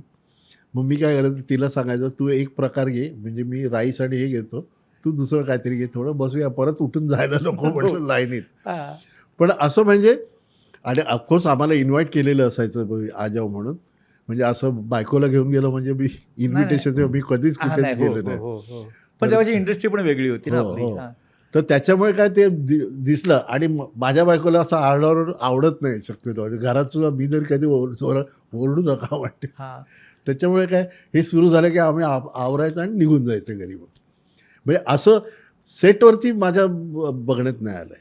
अच्छा, असा वाद म्हणजे नाही, नाही. समजा एखादं गॉसिप आणि एखादं गाजणारं गॉसिप सेटवर कसं असायचं? नाही, आता मी जेव्हा जब वी मेट केलं तेव्हा हिचं आणि ह्याचं हां, ते शाहिद हे कपूर आणि करीना असायचं. कपूर. हां, मग? तेव्हा आम्ही ते विटी स्टेशनला वगैरे शूट केलं सगळं. हां, आणि नंतर बघितलं मग त्याचं आउटडोअरला होतं. मग मी गेलो नाही आउटडोअरला. हां. पण नंतर कळलं की ती आणि ते मग आधी एकाच व्हॅनिटीमध्ये असायचे. तर नंतर व्हॅनिटी वेगळी झाली. मग तिचा सैफ अलीचा मुलगा हिच्याबरोबर यायला लागला. असं ते हळूहळू ते म्हणजे तेव्हा सांगितलं. आणि ते खूप मोठं शेड्यूल होतं. त्यामुळे मी जाऊ शकलो नाही. हां, मी म्हटलं मी फोटोग्राफरला पाठवतो. हां. पण हे सिच्युएशनल आहे, हो, हो, हो. की कधी एका व्हॅनिटीमध्ये, कधी 2 हो. व्हॅनिटी म्हणजे हो. सिग्नल आहेत ते. हो, हो, हो. पण तुम्ही मला वाटतं नाना पाटेकरचे बरेच फिल्म केले ना? नाना पाटेकरची केल्या बऱ्याच. पण त्याचं एक प्रहार म्हणून पिक्चर होतं. ते स्वतःच डिरेक्ट केलं. सुधाकर बोकाडेचं. बोकाडेचं. फिल्मालेला सेट लागलेला. तर जेव्हा ते बेळगावला करायचं होतं त्याला हां, ना, हां. तेव्हा त्यांनी डायरेक्ट मला फोन केला, "विद्या दुपारी मी चाललोय, मला फोटोग्राफर दे." अरे म्हटलं, "अरे कुठलं काय प्रोडक्शन? तुला सांगत नाही, तू माणूस पाठव. तुझा काय चेक असेल तर मी पाठवायला सांगतो." अरे त्याचा प्रश्न आहे. मग माणसाला पाठवलं बेळगावला. त्यांनी ते ह्याच्यात केलं मिलिटरी ते हां, बरोबर आहे. कॅम्प आहे त्याच्यात त्याने शूट वगैरे केलं सगळं. हां. आणि त्याने पण त्याच्याकरता खूप आधी मेहनत केली होती सगळं, म्हणजे मिलिटरीचं वगैरे सगळं हे हां. करून. पण तुम्ही ते हे पण केलं ना, शशीलाल नायरचं पण पिक्चर केलं, हो, अंगार. अंगारी. मग तो अनुभव? अंगारेचं केलं खरं, पण नाही तेव्हा माझं कसं असायचं, फोटोग्राफर होते माझ्याकडे 10-15. हां, बरोबर आहे. पण मला आता असं वाटलं की आत्ता सुरू झालं तर मी सुरुवातीला जायचो. हां, थोडे हां. 1-2 शेड्यूल मी अटेंड करायचो. मग मध्ये कधी आउटडोअर वगैरे असलं की जायचो. कारण मी महाराष्ट्रात कुठेही असलं तरी मी माझी गाडी घेऊन जायचो. अच्छा, हां. हां, त्याच्यामुळे ते म्हणे, "अरे का म्हणजे गाडी क्यों लाते इधर, गाडी आहे." म्हटलं, "अरे तुम्ही आता कधी झाले, काल आलात तुम्ही. हां, कालच्या दिवसात मी केवढं काम केलं तुम्हाला माहीत नाही." म्हटलं. "आज सकाळी निघालो, दुपारी पोचलो लोकेशनला." बरोबर. हां. आणि जेव्हा पॅकअप होईल तेव्हा मला ती बस भरणे काय, ये आने काय, वो आने का म्हणला आहे. मी गाडीत बसलो, निघालो मुंबईला. तर हां, ये सही आहे. पण ते म्हणतात गाड़ी का वेरिएंट थोड़ी देगा प्रोड्यूसर. म्हटलं कोण मागताय, मेरे को नहीं चाहिए म्हटलं. तर म्हणजे मी याला धमालच्या वेळेला गेलेलो बारामतीला, अच्छा, हां. पलटणला, तिकडे हां. शूट करायला. त्या एअरपोर्ट, ह्याच हां, एअरपोर्टवरती बरोबर. शूट करत होतो. हां, ते शेवटचं सीन आहे. तर मला तो म्हणतो असं आहे. तर म्हटलं काय फरक पडत नाही. आणि तेव्हा पेट्रोल पण काय 55 वगैरे रुपयाचं लिटर होतं. तर मला म्हणतो, अच्छा अच्छा ठीक आहे म्हणाला. मग ते सगळं झालं, 3 दिवसाचं झालं. मग त्याने मला ते पैसे दिले आणि मला म्हणतो, का म्हणजे पेट्रोल का बी बिल दे ना. म्हटलं ठीक आहे. दिलं त्याला. त्याने दिले मला, रिइम्बर्स केलं. आणि मग दुसऱ्या दिवशी पॅकअप झालं. पॅकिंग झालं, चल मी निकलता हूँ. मग निकलता म्हटल्यावरती, अरे का म्हणजे एक काम कर ना, एक दो आपके अकेले है ना. हाँ अकेला हूँ. एक 2 जण को लेके जाएंगे क्या. म्हटलं कोण आहे. ते खिळे मारणाऱ्याने असा 2 माणसं. म्हटलं हे तुझे पैसे घे, मला नको तुमचं ते माझ्या गाडीचे पैसे, मी जातो. तुला टेम्पो वाटला काय. म्हटलं कोणालाही पाठवतो. बरोबर आहे. तर बोला नाही नाही सॉरी. मग 2 असिस्टंट होते इंद्र कुमारचे. हां, ते दोघं त्यांना घेऊन मी आलो. कारण तो तर एक तर वेल ऑफ होता. आणि तो बोला हां अच्छा मग मी निघालते. म्हणजे आम्ही 12-1ला पोचू मुंबईत असं. बरं मला हे पण माहीत नाही. मी निघालो तिकडनं. मग आम्ही पुण्याला थांबलो हायवेला खायला, जेवायला. तर जेवल्यावरती मी पैसे देत होतो. बोलले नाही का म्हणजे देऊ मत दो, मैं बिल ऑफिस से ले लूँगा. अरे म्हटलं हे मला माहीतच नाही. पण ट्रॅव्हलचं पण घेता म्हणून. म्हणजे अशा काही गोष्टी मी सर्वात पहिल्यांदा जेव्हा मी जायचो ना शूटिंगला, तेव्हा म्हणजे कन्व्हिन्स किती होता, ₹12. अच्छा, हां, हां. म्हणजे तेव्हा बसचं तिकीट वगैरे पण स्वस्त होतं एकदम. 12 5-10 पैसे असणार. फक्त मी गेलो की मला ₹15 द्यायचे. कारण मालकाला म्हणून. आणि हां, पण नंतर मी कधी थांबलो पण नाही. मी पॅकअप झालं की निघून जायचो. म्हणजे 5-6 दिवसाचं एक शेड्यूल झालं आणि नंतर त्यांचं परत शेड्यूल लावलं. फोटोग्राफर गेला. तो अनाउन्स करता उभा राहिला, कन्व्हिन्स करता. अरे 4 दिन आया उसने तो लिया नहीं. बोला मग त्याने फोन करून सांगितलं माझ्या मॅनेजरला, अरे बॉस घेत नाही पैसे, आमचे वांदे होतात. म्हटलं काय? मग त्याने मला, अरे तू पैसे घे आणि कोणाला तरी दे तिकडे, हां. पण तू घे, कारण नंतर पुढच्यांचे वांदे करतात, ते देत नाही, तू घेत नाही म्हणून, म्हणजे तुम्हाला अलाव हे नसणार. पण तर तुमचे पैसे किती बुडाले एवढ्या काळात? एवढ्या काळात आता मी सांगितलं ना, मध्ये जेव्हा मी सगळी बरीचशी सूत्र माझ्या हातात घेतली, हां, तर मी बघितलं एक मोठी अशी फाईल, बॉक्स फाईल. हां. अरे म्हटलं ही फाईल कसली आहे? ती पेंडिंग बिल्सची. म्हटलं पेंडिंग बिल्स एवढी? काढली तर काय 200, 500, 800, 900 अशी बिलं. अरे म्हटलं ही काय? आता कोण जाणार त्याच्याकरता? म्हटलं एक मिनिट थांब म्हटलं. मग मी छोटे पोस्टकार्ड छापून घेते. While going through our account books we found that आमचं बिल नंबर हे एवढे अमाऊंट बाकी आहे. हो, पण 40-45 वर्षापूर्वी ₹800 ही मोठी रक्कम होती. हो, हां, मग ते राहायचे कारण? म्हणजे 800, 200 असे सगळे करून मी बघितले ना, हां, ते जवळपास 4-5 लाखात होत होते. तर मी म्हटलं हे तुम्ही नाही, मग मी ते बनवलं सगळं आणि त्याच्यावरती ते शिक्का मारून त्याला पाठवले सगळ्यांना हां. पोस्टाने. आणि जेव्हा कधी मी जायचो, म्हणजे आता पहिल्यांदा ते प्रसाद चेंबरमध्ये वगैरे बरेचसे हो. प्रोड्युसर डिस्ट्रीब्युटर ते असायचे. गिरगावात प्रसाद हां. चेंबरमध्ये बरोबर आहे. हां. तर ते मग कधी जाता येता मला वेळ मिळाला, समजा फाउंटन मी अक्फामधनं हां. येतोय किंवा अक्फाला हां. चाललोय, हां. तर मी पार्किंग मिळालं तर थांबून वर जाऊन त्यांना दाखवायचं आणि मी कॉपी माझ्याजवळ ठेवायचो बिलाची. हां. वर हे देखो इतना बाकी आहे. अच्छा, अच्छा. मग ते कॅश तर कॅश, नाही तर मग चेक देऊन टाकायचे असं. अशी मी वसुली केली ती. म्हणजे मी म्हटलं, "अरे तुम्ही मूर्ख आहे का?" म्हटलं, "असं कर किती?" म्हटलं. मी म्हटलं 3-4 लाख काहीतरी त्याची अमाउंट झाली होती सगळे मिळून. पण आपल्या या क्षेत्रामध्ये, मनोरंजन क्षेत्रामध्ये पैसे बुडवायची प्रवृत्ती काय आहे? पैसे बुडवायचे म्हणजे आता तेच असतं. हे सगळीकडे आहे. बरेच हं. आता काही कलाकार पण तक्रार करतात, की बरोबर आहे. हां, मग? आता ह्याच्याकरता 1965 मध्ये माझ्याकडे एक फाईल मला मिळाली, हां. जी होती सिने स्टील फोटोग्राफर्स असोसिएशन. हां, ती आमच्या वडिलांनी फॉर्म केलेली हां, आणि सगळ्यांना ते लेटर वगैरे पाठवायचे. हां, मग मध्ये काहीतरी कोणीतरी सेंट्रल कॅमेरामधनं ते चलन घेतात. गोडाऊनमधनं माल घ्यायचा असतो ना. हां, मग ते चलन दिलं त्यांना की ते गोडाऊनला जाणार आणि तो माल टाकून आपल्या हां. ऑफिसला जायचं. हां. तर ते मधल्यामध्ये कोणीतरी ते ढापलं आणि ते त्यांनी काढलं आणि घेऊन गेले. हं. मग त्याच्यात ते सर्क्युलर टाकलं की बाबा ह्या टाईपचं लेटर आलं आहे आणि अशा ह्या माणसाने ह्या बॅचची ते बॅच असायची, ते हां. पेपर्स यायचा, हां. ह्या बॅचचे जर तुमच्याकडे कोण विकायला आले तर घेऊ नये वगैरे असं.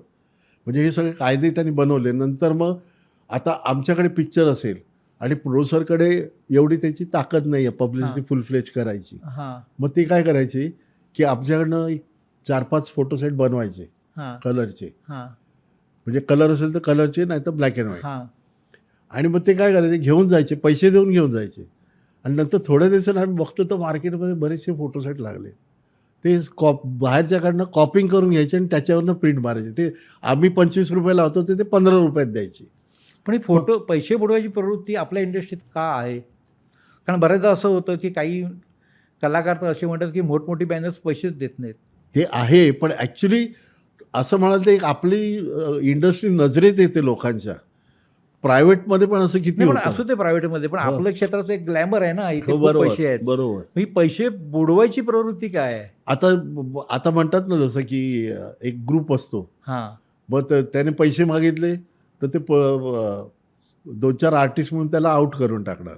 म्हणजे त्यांनी प्रोड्युसरचा ते माणसं असतात, काही प्रोड्युसरचे असतात, म्हणजे हां, हां, मोठे तुम्ही माहीतच असेल, त्यांचा ग्रुप असतो. हां. मग तो म्हणतो, अरे हा जास्ती नडतोय रे, मग ठीक आहे त्याला आउटच करून टाका.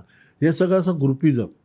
आता तसं म्हणाल तर पूर्वी ह्याच्यात एखादा प्रोजेक्ट बनायचं ना पूर्वी, हां, म्हणजे 60s, 70s, 80मध्ये, हां, तर प्रोजेक्ट बनताना आर्टिस्ट हे सगळे फायनल झाल्यावरती टेक्निशियनमध्ये पहिलं आमचं नाव लिहायचे, हां, स्टील्स पब्लिसिटी. हां, तर अरे कामात दुसरे आहे ना, तो नाही प्रोड्युसरला सांगायचे, प्रोड्युसर सांगायचं प्रोडक्शनवाल्याला, हां, ये कामत के पास क्या है, एक फ़ोन किया सब काम होता है, हां, एक फ़ोन किया शेड्यूल कभी भी रखो, फोटोग्राफर आएगा तुम्हाला. हां, कळलं की नाही. नंतर मग तो म्हणाला, असं आहे ना बहुत सारे फोटोग्राफर. अरे तुम्हाला मागचं मी पिक्चर केलं, तो प्रोड्युसर सांगायचा. तर तुमच्यासारखा प्रोडक्शनवाला त्याने आणला एक माणूस. घेतलं. तो म्हणाले मला दे दिवसाला 200-500 जे काय आहेत ते, आणि जेवण वगैरे तर मिळतंच सेटवर, चहा हो. पाहिजे तेवढा. हो. आणि ते रोल ते पण मागवायचे, रोल आणून द्या. मग रोल आणून द्यायचा. तो घातला, त्याने एक्सपोज केला की संध्याकाळी द्यायचा, आपला पर डे घेऊन निघून जायचं. 2-3 दिवस झालं, मध्ये गॅप पडली. 2-3 दिवस शूटिंग झाल्यानंतर गॅप पडली. हा कुठे राहतोय माहीत नाही ना. मग अरे आता शूटिंग आहे, त्याला बोलव. मग प्रोडक्शनवाला सांगितलं, अरे किधर है तुम्हारा फोटोग्राफर? अरे उधर है, ते देखता हूँ मैं, कल परसों है ना शूटिंग, कल मैं देखता हूँ. तिकडे जाऊन बघितलं, जायचं झोपडीला कुलूप. झोपड़ी हा कुलूप. अरे मग आजूबाजूला हे किधर गया? अरे नाही, उसकी माँ बीमार है, गाव गया है, यूपी गया है. आता काय करणार? मग दुसरा बोलवा. जसं मी म्हटलं ना, सरमिसळ. कोणाला सरमिसळ. माहीत नाही स्टोरीचं काय, हाय मारा फोटो. मग तो दुसरा आला, तर तो म्हणाला, अशी माझी हालत झाली गेल्या पिक्चरला, म्हणून मला आता बऱ्याच जण सांगितलं कामतमध्ये तेव्हा. म्हणजे सिस्टमॅटिक काम. हां, आमच्याकडे फोन तेव्हा आला नव्हता. तेव्हा ते युनायटेड साऊंड सर्व्हिस म्हणून होती फेमसला खाली मागे. हां, बरोबर आहे. त्याचं हां. साऊंड ट्रॅक वगैरे सगळं Yes. होतं.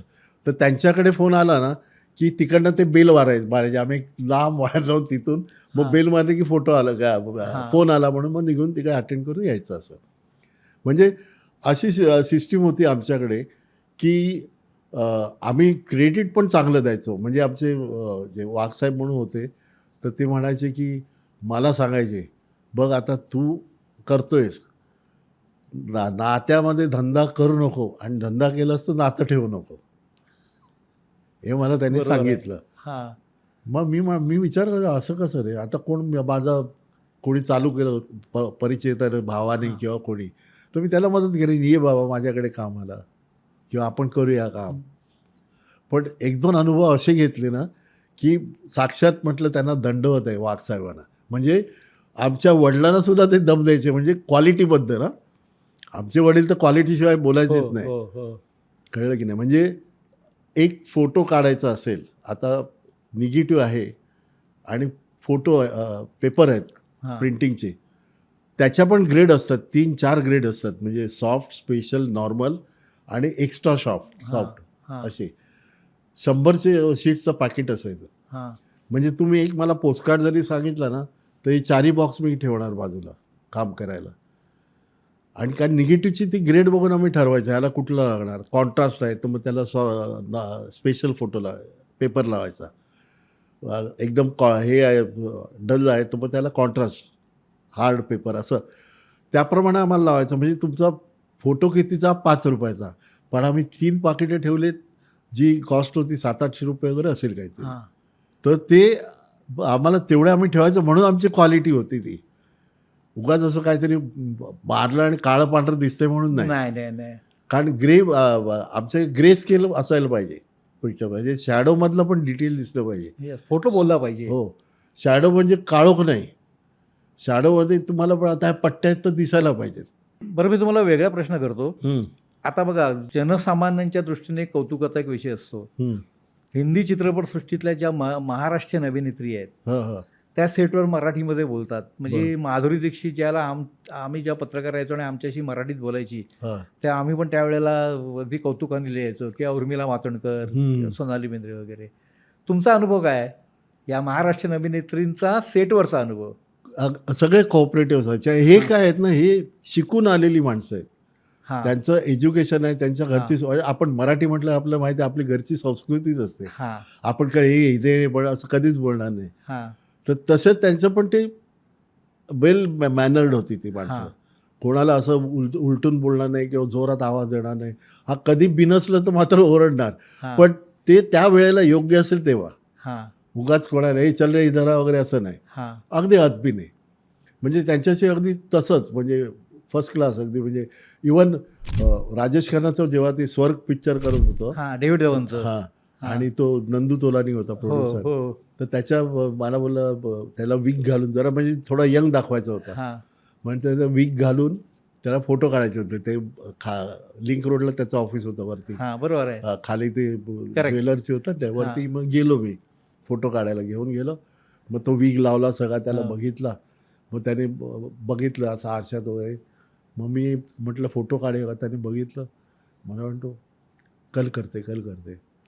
तर मला कळलं की ह्याला ती जवानी आठवली. हां. मी म्हटलं मग मी मराठीत बोललो त्याशी. हां. काय म्हटलं परत जवानी आठवण आली की नाही, हसायला लागला. असा डोळा हां. बिचकवून त्याची स्टाईल होती ना. हां. हा इसके लिए थोडा बोललो मी, त्याने थोडा हां. अल्टर करायला लावला हां. आणि नंतर मी ते फोटोशूट केलं त्याचं. अच्छा. म्हणजे एक आपला तो आता जितेंद्र पण त्याच्याशी पण मराठीतच. आमचा गिरगावकर हो, दोघंही, राजेश हो, खन्ना हो. पण, जितेंद्र पण. हो. पण त्या आपल्याला पण एक आपलेपणा वाटतो असं की आपल्याशी कोण मराठी बोललं. हां. कळलं की नाही. बरोबर आहे. तर म्हणजे असं कॉर्डियल होतं. म्हणजे आता आता म्हणतात ना, आता सुद्धा वेल एज्युकेटेड आहेत, पण आताचं सगळं हाय-फाय झालं आहे. त्यांना बसल्या जागी हे पाहिजे, बर्गर पाहिजे, हे पाहिजे, ते त्यांची मित्र आले, मंडळी आले, सगळं चालू असायचं. पण सांगण्याचा उद्देश काय की जे आता आम्ही फार कमी मराठी पिक्चर गेलेत. हां. ते पुढे येणारच आहे हां. मी. हां. तर म्हणजे आता मी बोलू का त्याच्यावर असं हां. म्हणतो. हां. हां. तर व्हायचं काय की आमच्याकडे अप्पासाहेब म्हणजे वसंत जोगळेकर, सुमती गुप्ते यांचे सगळे पिक्चर मी केलेले आहेत हां. अप्पासाहेबांचे. हां. हा खेळ सावल्यांचा वगैरे. हो. हां. जानकी आणि जानकी. बरेचसे हां. काय. हां. त्यांच्या आधीचं पण एक प्रार्थना का कुठलं एक पिक्चर हां. होतं. प्रार्थना होतं ना, ब्लॅक अँड व्हाईट पिक्चर होतं. हो. हां. तर ते सगळे आम्ही करायचो आणि त्यांच्या प्रत्येक पिक्चरमध्ये अशोक कुमार असायचा. हो, हो. तर अशोक कुमार असायचा कायम, म्हणजे हां. कुठला तरी एखादा सीन काय हां. असायचं. ते आमच्याकडे असायचे, यायचे कायम नेहमी. बाकीचे घाबरून येत नव्हते. म्हणजे एखाद्या आमचं हिंदीचं हे ना काम सगळं राज कपूर, देवानंद, बिमल राय, गुरुदत्त यांची पिक्चर आम्ही करायचो. हां. तर आधी म्हणजे आपण बघतो ना की हॉटेल बघितलं बाहेरचं चांगलं, अरे चायला ही कितीला असेल, आतमध्ये गेलो चहा कितीला पडेल आपल्याला, असं असं गणित असायचं. हां. म्हणजे पु ल देशपांडे म्हणायचे ना, मेनू कार्ड आम्ही उर्दूमध्ये वाचतो. हो. रेट पहिली वगैरे. तर हां. करेक्ट. तसं. हां. पण आमचे रेट सगळ्यांना कॉमन होते, असं काही नव्हतं. हां. तर आणि आमची तेव्हा एक असोसिएशन होती, सिने ॲडव्हर्टायझर्स असोसिएशन. म्हणजे आम्ही तर काही कोणाचं डिस्प्यूट असलं ना की ते आम्हाला बोलवायचे. हां. अरे हा प्रिंट एवढे लावतो, ते प्रिंट आम्हाला कळायचं ह्याने जास्ती लावलं. मग आम्ही सांगतो नाही बरोबर आहे, बरोबर आहे, कर म्हणून. तर म्हणजे तसं लोकांना वाटायचं. तर मध्ये काय झालं की असे बाकी छुटक 1-2 केले असतील मराठी त्याच्याशिवाय. हां. तर मध्ये काय एक LP शाह म्हणून होते फिल्म इन्स्टिट्यूटमध्ये प्रोफेसर, आणि त्याच्या आधी काही वर्ष ते बऱ्याच आमच्या वडिलांच्या काळात फेमसला मॅनेजर होते. आणि त्यांनी जेव्हा पिक्चर बनवायचं ठरवलं तर तोरणे डायरेक्टर होते. मग तोरणेंना त्यांनी सांगितलं आपण पिक्चर करूया, हे करूया. ठीक आहे म्हणाले, करूया. मग त्यांनी त्यांची सगळी टेक्निशियनची लिस्ट दिली. मग त्यांनी बघितलं तर स्टीलवाल्याचं नाव वेगळं होतं. ते म्हणाले नाही स्टीलला मी कामत फोटोग्राफर घेणार. तर तोरणे म्हणाले कामत म्हणजे काय मला माहीत नाही म्हणाला, म्हणजे आम्ही केलं नाही पण बघा परवडत असेल तर. त्यांनी त्याला सांगितलं शहाना. शहा म्हणतात ते काही असू दे, कारण त्यांचं माझं जुनं रिलेशन आहे, त्यामुळे मी करणार. ठीक आहे म्हटलं. मग ते नवरे सगळे गाडं सुरू झालं, शूटिंग झालं वगैरे. तोरणेने फोटो बघितले. तोरणे म्हणते ही क्वालिटी असते आईला, म्हणजे आम्हाला माहीतच नाही हो. त्याच्यानंतर त्यांचे 9 पिक्चर लाईनीत आम्ही गेलोय.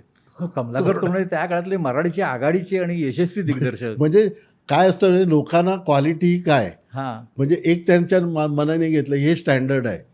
मग तुमच्या त्याच्यापेक्षा जास्ती चांगले दिसेल तर अरे म्हणा मला माहीतच नाही ही क्वालिटी असते म्हणून, कलर ब्लॅक अँड व्हाईट बघून.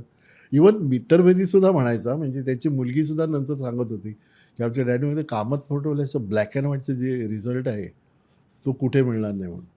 बरं, मी एवढ्या काळामध्ये बदल काय बघताय चित्रपटसृष्टीमध्ये?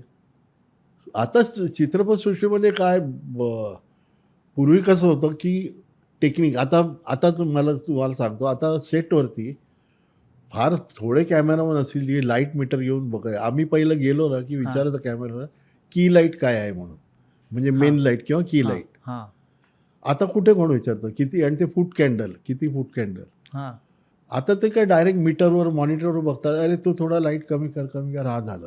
आणि रिलेशनमध्ये फरक? रिलेशन आता काय तो लीजर झालं आहे अगदी. म्हणजे मी सांगतो ना की पूर्वी वर्किंग स्टील आम्हाला जे मिळायचे ना ते आता मिळत नाहीत.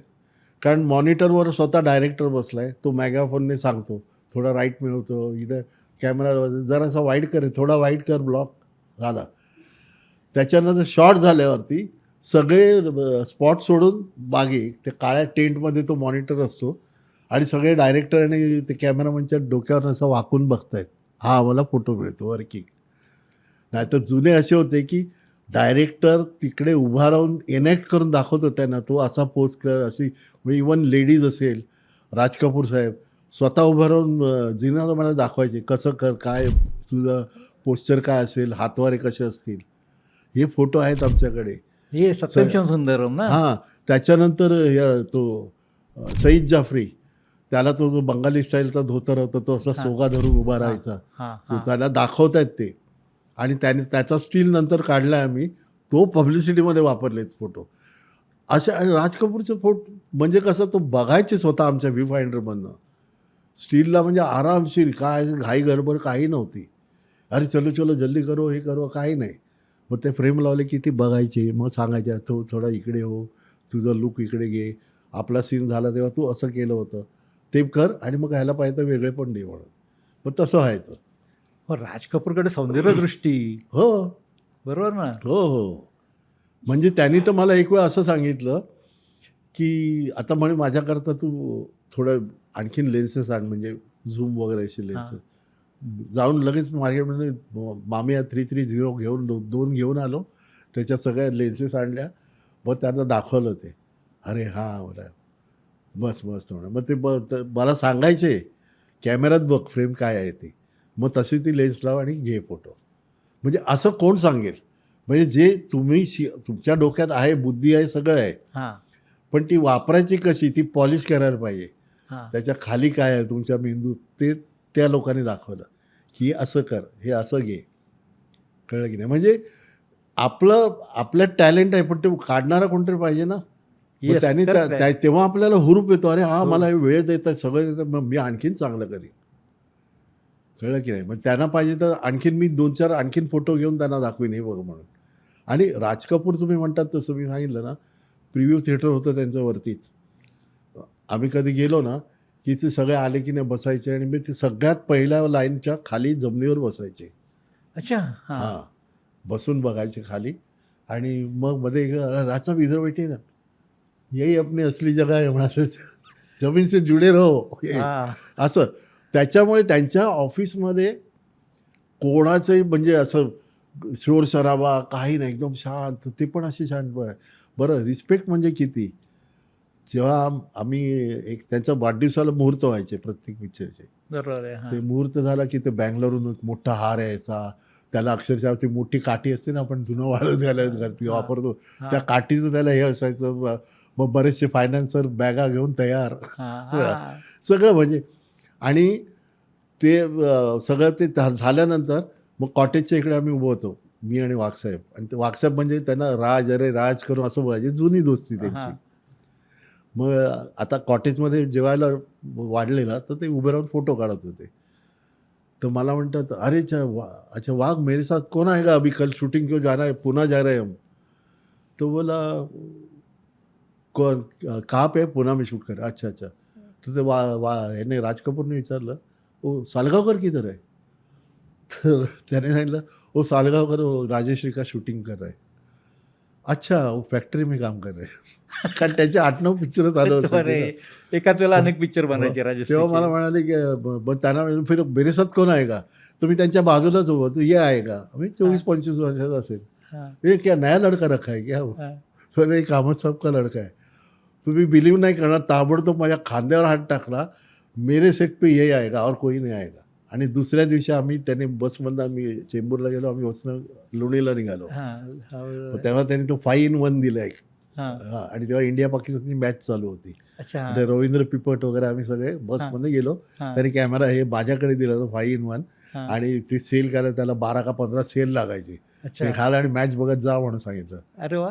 असं म्हणजे एकदम हे. आणि एखादा त्यांचा स्टाफ पण आला नाही, किंवा इवन झाडू पोछा करणारा स्टुडिओचा नाही आला, तर तू विचार, हा का नाही आला, 2-3 दिवस नाही आला, काय बरं नाही का, काढून टाकलं कामावरनं, काय झालं. आज त्याने एवढं सगळ्यांचं हे असायचं. प्रत्येक तो त्याची टीम त्याला अख्खी पाहिजे. एक माणूस जरी असा की विचारणार, एक क्यों नाही आहे, पैसा दिया की नाही इसका, काही पिक्चर का वगैरे असलं, बरोबर आहे ते म्हणजे.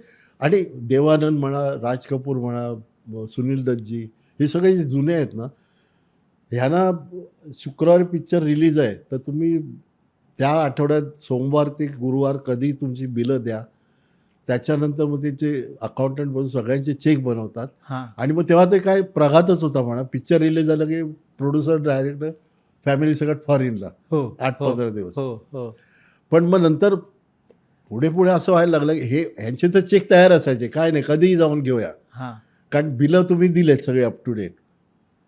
काही जण असं करायचे म्हणजे अभी साहब आहे का रिलीज झाल्यावर फोन केला घरी तर नाही साहब बाहेर गए. अच्छा, फोन केला तर दरवेळेस हा बाहेर गेला आहे, नहाने गए है, इधर गए उधर मीटिंग में गए. है. हां असं. तर एक जुहूचाच प्रोड्युसर होता, तर त्याला मी फोन करायचा सारखा. तो त्याचा बॉय उचलायचा, तर नाही नाही साहब अब भी बाहेर गया. अच्छा, ठेवला फोन.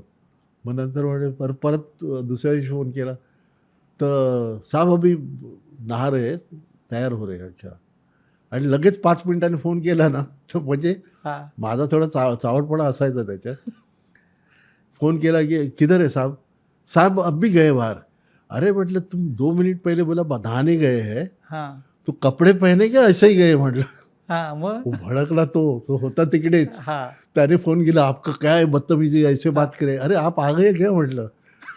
तो बोला दोपहर में आके चेक लेके जा म्हणून. असे पण अनुभव आले. हां, पण आपल्याला असं बोलायलाच लागतं.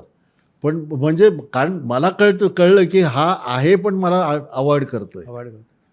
बरं, एक असं मगाशी बोलण्याच्या योगामध्ये आपला एक विषय आला की काही कलाकारांच्या जे इमेजेस मीडियाने केल्या, हां.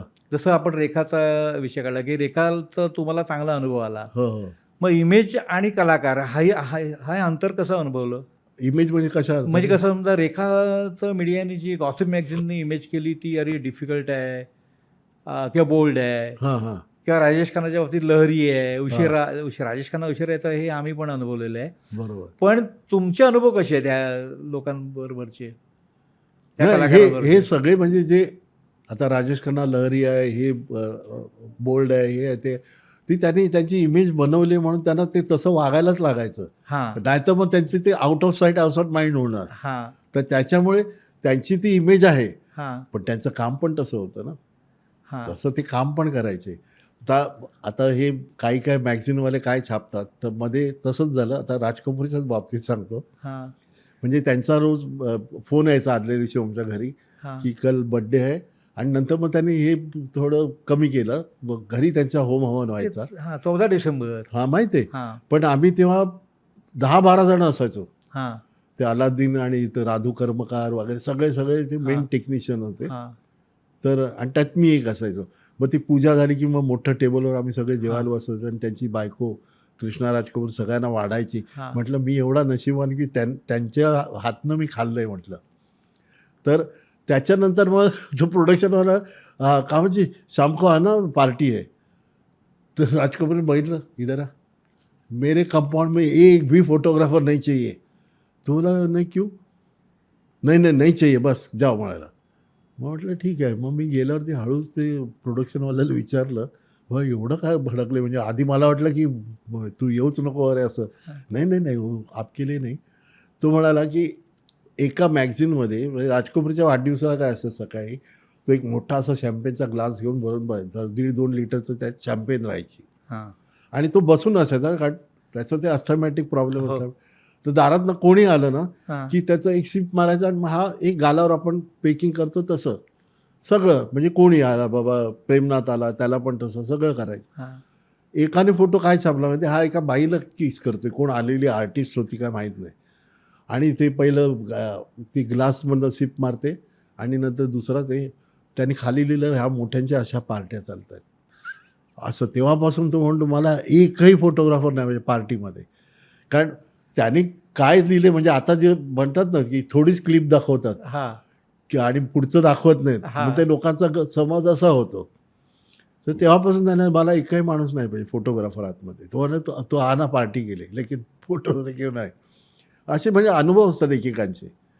करेक्ट आहे. हां हां, त्याच्यामुळे काय होतं की तो राजेश खन्ना लहरीपणा नाही दाखवला तर म्हणजे इवन हां बरोबर. मला आठवते राजेश खन्ना दुपारी 1-1:30ला येणार सेटवर, हां मग ते जेवण लागणार, कधी शफी नंदार असणार, कधी ओम शिवपुरी असणार, रुपेश बरोबर. कुमार असणार, बरोबर आहे ना? हो हो ती ते सगळं अनुभवलंय आपण. बरोबर. ते ही पण हिने पण सांगितलं ना, वहिदा रहमान का कोण सांगितलं माहिती नाही. ती बोले आम्ही थांबायचो, राज कपूर म्हणे यायचा दुपारी 2ला सकाळची शिफ्ट. आता तयार होणार कधी? तर शेवटी मी म्हणलं वैतागली. मी सांगितलं प्रोड्युसरला एक काम कर, तुम्ही दुपारची 2ची शिफ्ट ठेवा. बरं त्याने तसं केलं. तर 2च्या बदली 7ला यायला लागला तो पुढे. म्हणजे ते वैदा रहमानने स्वतः सांगितलं की तर काही गेलं तरी त्याचा तो टाईम तेवढाच हां, बरोबर आहे. असं. पण बाकी असं म्हणाल तर आपण म्हणतो ना की जसं ही मॅन धर्मेंद्र, हां. पण तो स्क्रीनवरचा धर्मेंद्र आणि प्रत्यक्षातला धर्मेंद्र एवढा फरक आहे, अनुभवलंय, एवढा फरक अनुभवलंय. आहे, खूप खूप हो, फरक आहे. हो, हो. म्हणजे आणि त्याला सगळं त्याचं आठवायचं. आणि शेवटी एकदा जेव्हा ते नटराज स्टुडिओ बंद झाला तेव्हा तो मला, मी असं फिल्म सिटीला एकदा राऊंड मारून आलो आणि मी तिथे आलो तर तो पण स्टुडिओ बंद झाला. तर मी म्हणा उतरून समोर उभा राहिलो गेटसमोर आणि म्हणालो की आणखीन एक माझं मंदिर बंद झालं म्हणून. म्हणजे एवढा तो आणि आवाज थोडा कापरा पण झाला. आणि आमचं म्हणजे त्याचं एकदम खास रिलेशन होतं. हां. म्हणजे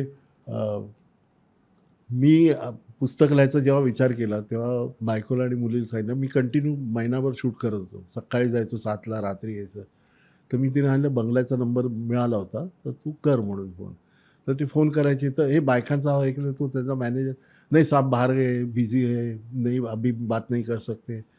मध्ये मला 3 दिवसाची गॅप मिळाली. तर मी म्हटलं काय गं लावला की नाही फोन? ती म्हणते नाही हो ते देतच नाही. म्हटलं दे मला दे नंबर. म्हटलं मी लावला फोन आणि फोन लावला. हॅलो बोला धर्म जी है, आप कौन बोल रहे? तो म्हटलं कामत बोल रहा हूँ, कामत फोटो फ्लैश. तो बोल रहा, अरे कामत जी कैसे हो? नवल मैं नवल बोल रहा हूँ. अच्छा अच्छा ठीक है बोला. अच्छा अच्छा साहब से बात करना है, हाँ ओके ओके. मग त्याने धर्मेंद्रला फोन. मग धर्मेंद्र हॅलो, हाँ बोल कैसे है बेटा? म्हटलं ठीक है, मिलना चाहते हो? हाँ म्हटलं. तो कल आजा 11 बजे, फॅमिली को लेके आ. दुसऱ्या दिवशी आम्ही गेलो तिकडे भेटायला. आणि त्याच्यानंतर जी एवढी गट्टी झाली ना, तो जायच्या आधी जुलैला त्याने काही फोटो पाठवले होते मला ब्लॉग करायला. तर ते मी करून त्याला नेले. तर मी माझ्याबरोबर नेहा पण आली मुलगी. तर तिला बघितलं, अरे मम्मी ने क्या झिंगा पुलाव भेजा क्या? ती म्हणते, ती म्हणाली बोलते तो लेके आती थी बताओ. नहीं नहीं अभी नहीं, अच्छा तबीयत अभी ठीक नहीं, डॉक्टर ने मना किया है. अभी तबीयत ठीक होने के बाद फॉर्म पे बना के हम खाएंगे. तो एवढा वेडा होता माझ्या बायकोच्या प्रॉन्सचा. तिला बहनाच म्हणायचा, कैसे हे बहना. आणि मी सुरुवातीला त्यांना प्रॉन्स पुलाव द्यायचं कारण म्हणजे काय, एकदा छान झाला आणि मस्त सुगंध घरात येत होता. मी म्हटलं विचारू का धर्मेंद्रला? बायकोला म्हटलं. तर बघा विचारून. म्हटलं काय ह्यांचा भरोसा नाही ना, बाहेरचं खातात नाही हो, खातात हो, वगैरे. हो. तर मी विचारलं, फोन केला सहज. बोला धरमजी बोल बोल क्या बोलते? म्हटलं प्रॉन्स पुलाव बनाया घर पे तो लेके आओ क्या? हाँ हाँ लेके आओ म्हणाला. घेऊन गेलो मी. 15-20 मिनटात पोचलो. दिला त्याला डबा. तर त्याने उघडून असा स्मेल घ्या, हां मस्त मस्त. त्याला सांगितलं जयराजला, त्या बॉयला, हे छुपा के रखना मैं रात में खाऊंगा. रात्री तो त्याने खाल्ला. 10 वाजता फोन केला बायकोला, मैं अभी 1000 बार तुमको वेरी गुड बोलूँगा. अभी एक बार बोलता हूँ 1000 बार समझ लेना. इतना ऐसा अच्छा मैंने खाया ही नाही. मग काय सुरू झालं माझं. त्यांना फक्त फोन आहे, धर्मजी आहे घर पे, क्या ला रहा है? म्हटलं आले क्या असं. म्हणजे अगदी तो शेवटी म्हणजे जुलैमध्ये या हं, जायच्या आधी हं. जुलै, ऑगस्ट, सप्टेंबर, त्याच्यानंतर तो हॉस्पिटलाइज झाला. हो आणि नोव्हेंबरला हे झालं त्याचं. हां बरोबर ते तेव्हा. पण म्हणजे मी म्हटलं ह्याला विचारलं की बाबा बघायला येऊ का? म्हणजे तो गेलेला त्याने सांगितलं मला फोन करून, जयराज गए साहब गए म्हणून. तो म्हटलं आता हो किधर रखा? नाही हो गया, क्रिमेशन भी हो गया. पण मी म्हटलं एका अर्थी माझ्यासाठी ते बरं आहे की मी त्याला त्या अवस्थेत बघितलं नाही. त्याच्या कारण अगोदर- जुलैमध्ये मी त्याच्याशी बोललो आहे आणि 3-4 महिन्यात ही घटना आहे. त्याच्यामुळे म्हटलं मी तेवढा समाधी आहे. आणि माझी बायको पण म्हणते त्याने माझ्या हातचं सगळं खाल्लं आहे म्हणाले, पुरणपोळीपासून सगळं. म्हणजे एकदा तर त्याला असं मी चालला होता बाहेर, तर म्हटलं रख दे मी आज बाद में खाता हूं. तर मी डबा उघडला, खुशबू तो लेलो. त्याने बघितलं, डायरेक्ट हात घालून सुरू झाला खायला. हां. मला वाटतं जयराज पळत सुटला. अरे छड यार, मैं जमीन के आदमी हूं, हात से खाऊंगा. आणि सुके बोंबील फ्राय वगैरे आणले. पण एक असा माणूस आम्ही बघितला ना की जो माझ्या वडिलांचा एवढा मित्र होता आणि फक्त कळलं त्यांना, जसं सुनील दत्त साहेब पण, मी कामत का मुलगा म्हटला, उभं राहून मला मिठी मारली त्यांनी मुन्नाबाईच्या सेटवरती. हो, व्हेरी गुड. असं म्हणजे हे एक एक अनुभव आम्हाला ते आमच्या वडिलांचे ह्याच्यामुळे मला मिळाले. माझं कर्तृत्व काही, फक्त मी त्यांचा मुलगा. नाही, पण तुम्ही पण हे हां, सगळे म्हणजे अनुभव घेत घेत मी अनुभव घेतले आणि मी टेक्निकली मी साऊंड होतो, सगळं मला माहिती आहे काय करायचं. आणि एखादं मी कमिटमेंट केली की उद्या येणार आहे, सकाळी 7ची शिफ्टला मी 7ला जायचो. ते स्पॉट बॉय मला म्हणे, दादा इतके लवकर तुम्ही काय येता? असिस्टंटला, दादा येण्याचं 9-10ला शूटिंग चालू होतं. म्हणजे अरे पण म्हटलं आमच्या मनाला पटत नाही. Old school. Old school, old school. 7ला म्हणजे 7ला येणार. मग पॅकअप झाल्यावरती मग कधी काय होतं, फिल्म सिटीला शूटिंग असलं की मग कधी प्रोडक्शन मी 11ला माझं काम संपलं की मी निकलता हूँ, म्हटलं की दादा थोडं रुकते क्या? म्हटलं क्यों, क्या है? फिल्म सिटी म्हणजे आमच्या जवळच शूटिंग. मैं बोला अभी पहुँचूंगा घर पे. नहीं जरा कुछ लड़के आहे ना, उनको हायवे तक छोडेंगे क्या? अच्छा ऐसा आहे का? ठीक आहे म्हणून. मग सोडायचं मी त्यांना. म्हणजे त्यांना एवढं कळायचं की हा माणूस म्हणजे कशाला नाही म्हणत नाही, मदतीला तयार आहे केवळ. Yes. मग मी त्यांना पोरींना सोडायचो ना ज्या हायवेला, त्यांना सांगायचं माझा नंबर डायल करून ठेवा म्हटलं सगळ्याजणी. काय झालं तर डायल करा, बरोबर आहे. मी परत येणार म्हटलं तिकडे, तुम्हाला काही असेल प्रॉब्लेम तर. किंवा बाबा रिक्षा नाही मिळाली, रिक्षावाल्याने अर्ध्या रस्त्यातच सोडलं, पुढे मी नाही येत म्हटलं, मला अगदी बिनधास्त फोन करा. म्हणजे एवढं मी माझा रॅपो ठेवलेला प्रोडक्शनवाल्यांबरोबर सगळ्यांबरोबर. असं कधीच कोण म्हणणार नाही कामात आला आणि चकाट्या पिटतो. हे कॅमेरा असेल तिकडे. Yes. म्हणजे ह्याचं एक उदाहरण म्हणजे आम्ही भागमभाग शूटिंग करत होतो आणि गोविंदाला आयत्या वेळेस सुनील शेट्टी होता त्यांनी त्याला दिलं काम. हां. आणि आम्ही UKला गेलो शूटिंगला आणि ते सगळं, मग तेव्हा जरा तो गोविंदाला थोडं बल झाला आहे, हे गळा वगैरे हे झाला आहे वगैरे. Yes, yes. मग त्याला तो रोज मला सांगायचा फोटो काढ माझा, रोज बघायला काय करायचं वाटतं, व्यायाम वगैरे. मी आपला रोज फोटो काढायचो. शेवटी क्लायमॅक्स ते UKमध्ये वगैरे गाड्या बिड्या ब्लास्टला ते अलाव करत नाही. मग आम्ही इथे तो सेट लावला चेन्नईला. अच्छा. हां, तर तिकडे मोठा सेट लावलेला सगळ्याचा क्लायमॅक्सचं. तर त्याचं थोडं लेट काम होतं. आम्ही सकाळी 9 सुरू होतं, त्याला त्या 12-1ला काहीतरी बोलवलेलं. तो बसला आणि तो पण जुना दोस्त माझा गोविंदा. तर त्याने सांगितलं, अरे कामत जी को बोला. तर तो अरे अभी इतना बड़ा सेट किधर ढूंढेगा उसको? तर त्याचा बॉय म्हणतो, कॅमेरा के पास जाओ, खाली आवाज दो कामत जी. तर मग ठीक आहे, तसं केलं त्याने. आला कामत जी, हां बोल. तर अरे आप इथं कॅमेरा के पास आहे? हां. मग गेलो तर फोटो काढायचे गोविंदाला. म्हटलं अरे ठीक आहे काढतो. तो म्हणतो हा मला सांगत होता तू कॅमेराच्या आजूबाजू. मी म्हटलं कॅमेराच्या 10 फुटाच्या आसपास असतो. येस. ते भिंतीला जरी कॅमेरा लावलेला असेल तरी मी येतो, काय कामाला येईल तर मला माहीत नाही. येस, बरोबर आहे. तो म्हणे हे खरं आहे म्हटलं. मी कॅमेरा स्टील फोटोग्राफी आणि हे आहे. आणि कधी म्हटलं मी सेटवर जायचो ना, तर मी बघायचं माझे फोटोग्राफ गेटवर गप्पा मारत बस. अरे क्या रे सेट पे नहीं है तुम? ना अभी एक सीन हो गया, अभी दूसरा एंगल लगा रहे. अरे म्हटलं एंगल लगा तो देखना चाहिए ना अपनी काम काय की नाही म्हणून. करेक्ट. तर असं व्हायचं सगळं. तर मला ते आश्चर्य वाटायचं. त्याच्यामुळे सेटवरती मी कॅमेऱ्याच्या आसपास, म्हणजे माझे 1-2 फोटो दाखवेन तुम्हाला. म्हणजे के. रविशंकर म्हणायचं तसं. कॅमेऱ्याच्या लेन्सच्या खाली मी पाटला घेऊन बसलोय फोटो काढायला कॅमेऱ्याच्या ह्याने. म्हणजे एवढं त्याला म्हणून तो म्हणतो देख इसीलिए मैं मेरे को ये चाहिए हमेशा. काय पाहिजे, कधी घ्यायचं, हे सगळं त्याला माहिती आहे म्हणून. बरं, तुम्हाला एक असा वेगळा प्रश्न करतो. पुरस्कार तर आपल्याकडे आता बरेच झालेत, वर्षानुवर्ष पुरस्कार सोहळे सुरू आहेत.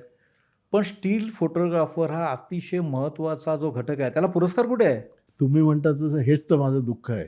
बाकी म्हटलं तुम्ही म्हणाल तसा माझा सत्कार इतके वर्ष कंपनी आहे, 1945 पासून ते आजपर्यंत 80 वर्ष जवळपास झाली. हो. तर दादासाहेब फाळके अकादमीने माझा सत्कार केला आहे 2004 मध्ये. हां. त्याच्यानंतर OCNवाल्यांनी पण एकदा बोलवून तिकडे NCPAमध्येच फंक्शनमध्ये केला आहे सत्कार. पण त्याला रेकग्निशन असं नाही आहे की बाबा आता आमच्या कंपनीला किंवा कंपनीचा मी मालक म्हणून मला जीवन गौरव द्या किंवा असं. मी मागत तर नाही, कारण आमचं कामच बोलते. कारण आता तुम्ही बघाल तर कुठलीही गोष्ट TV वरती येतं. आता मध्ये लता दीदी गेल्या, त्याच्यानंतर 8-9 एपिसोडचा एक प्रोग्राम झाला. काहीतरी गाण्याचं नावसारखं होतं त्यांचं. तर ते सगळं त्यांनी मग नेहाला बोलवलं फिल्म सिटीमध्ये, त्या ह्याच्या रिलायन्सचा मला वाटतं स्टुडिओ आहे तिकडे. तिच्याशी डिस्कस करून सगळी फुल फॅमिली होती लता मंगेशकर आणि त्याने 8-9 एपिसोडचं ते हे केलं एक. हां. तर त्याच्यात मग सगळे फोटो आम्ही दिले होते.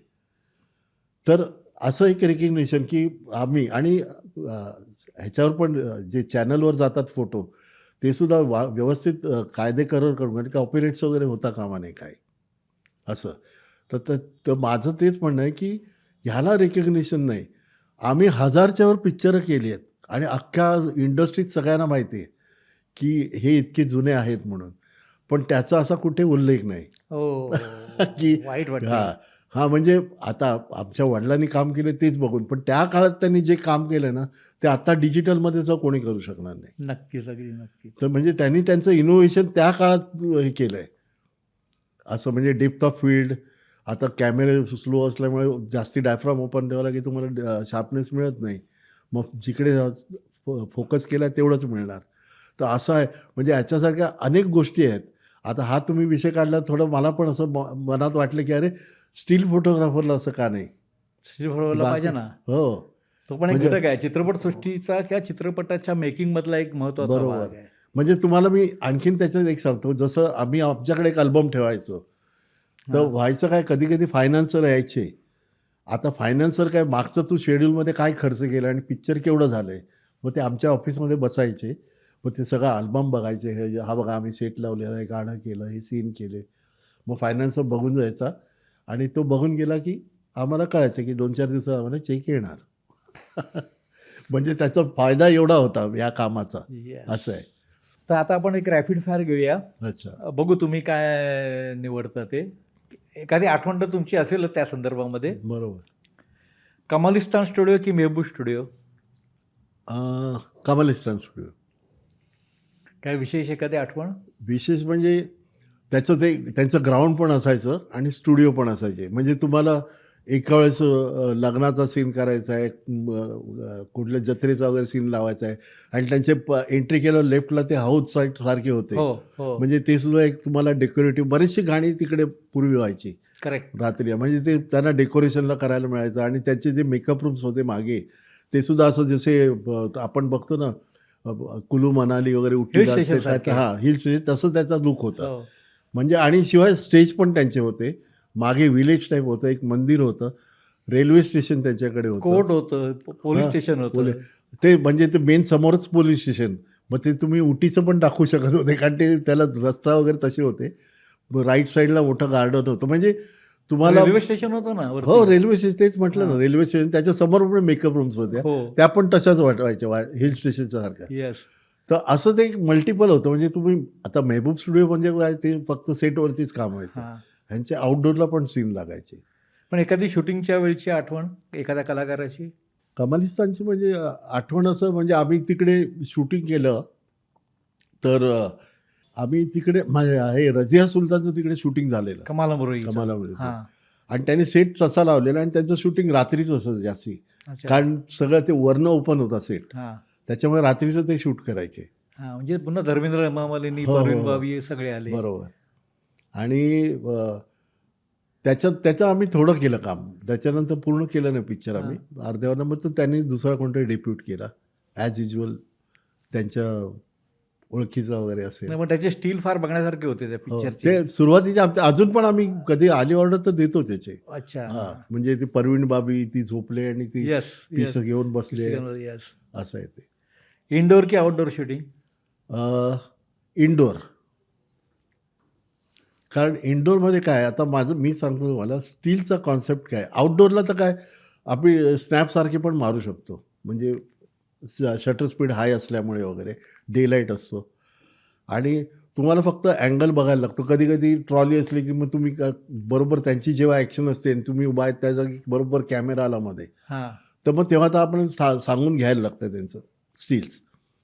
इंडोरमध्ये काय होतं, इंडोरमध्ये ॲक्च्युली स्टील्स म्हणजे काय लोकांना माहीत नाही. स्टील म्हणजे काय की photograph taken in to the controlled condition.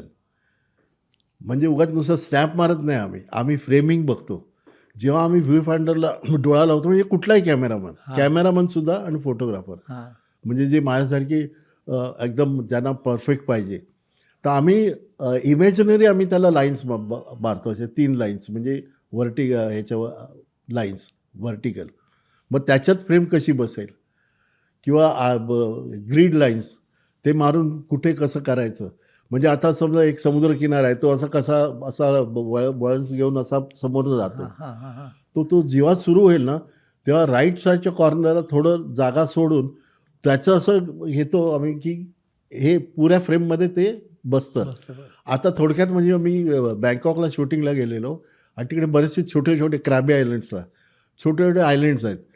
तर तिकडे काय जरा ओहोटी झाली ना, की ती सगळी दगडी वेगळी बेटं बनायची. अच्छा. तर तिकडच्या एका माणसाने काय केलं, आमच्या क्रूमधलाच, त्याने एक असा मोठा दगडासारखा होता, बेटच होतं ते.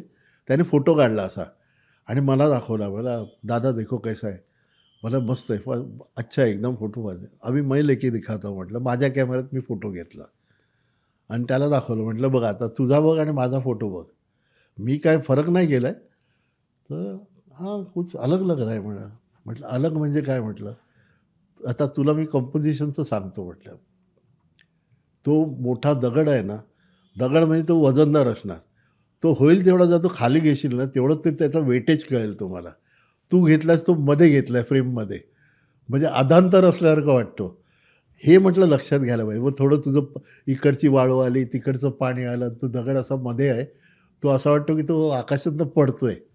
हं, आणि मी घेतलेला त्याच्यात वेटेज आहे, हं. की असं हे म्हणजे आउटडोअरला तुम्हाला करताना हे बघायला पाहिजे सगळं सांभाळायला, की बाबा सन कुठनं येणार, त्यांनी रिफ्लेक्ट तर कुठनं मारले ते.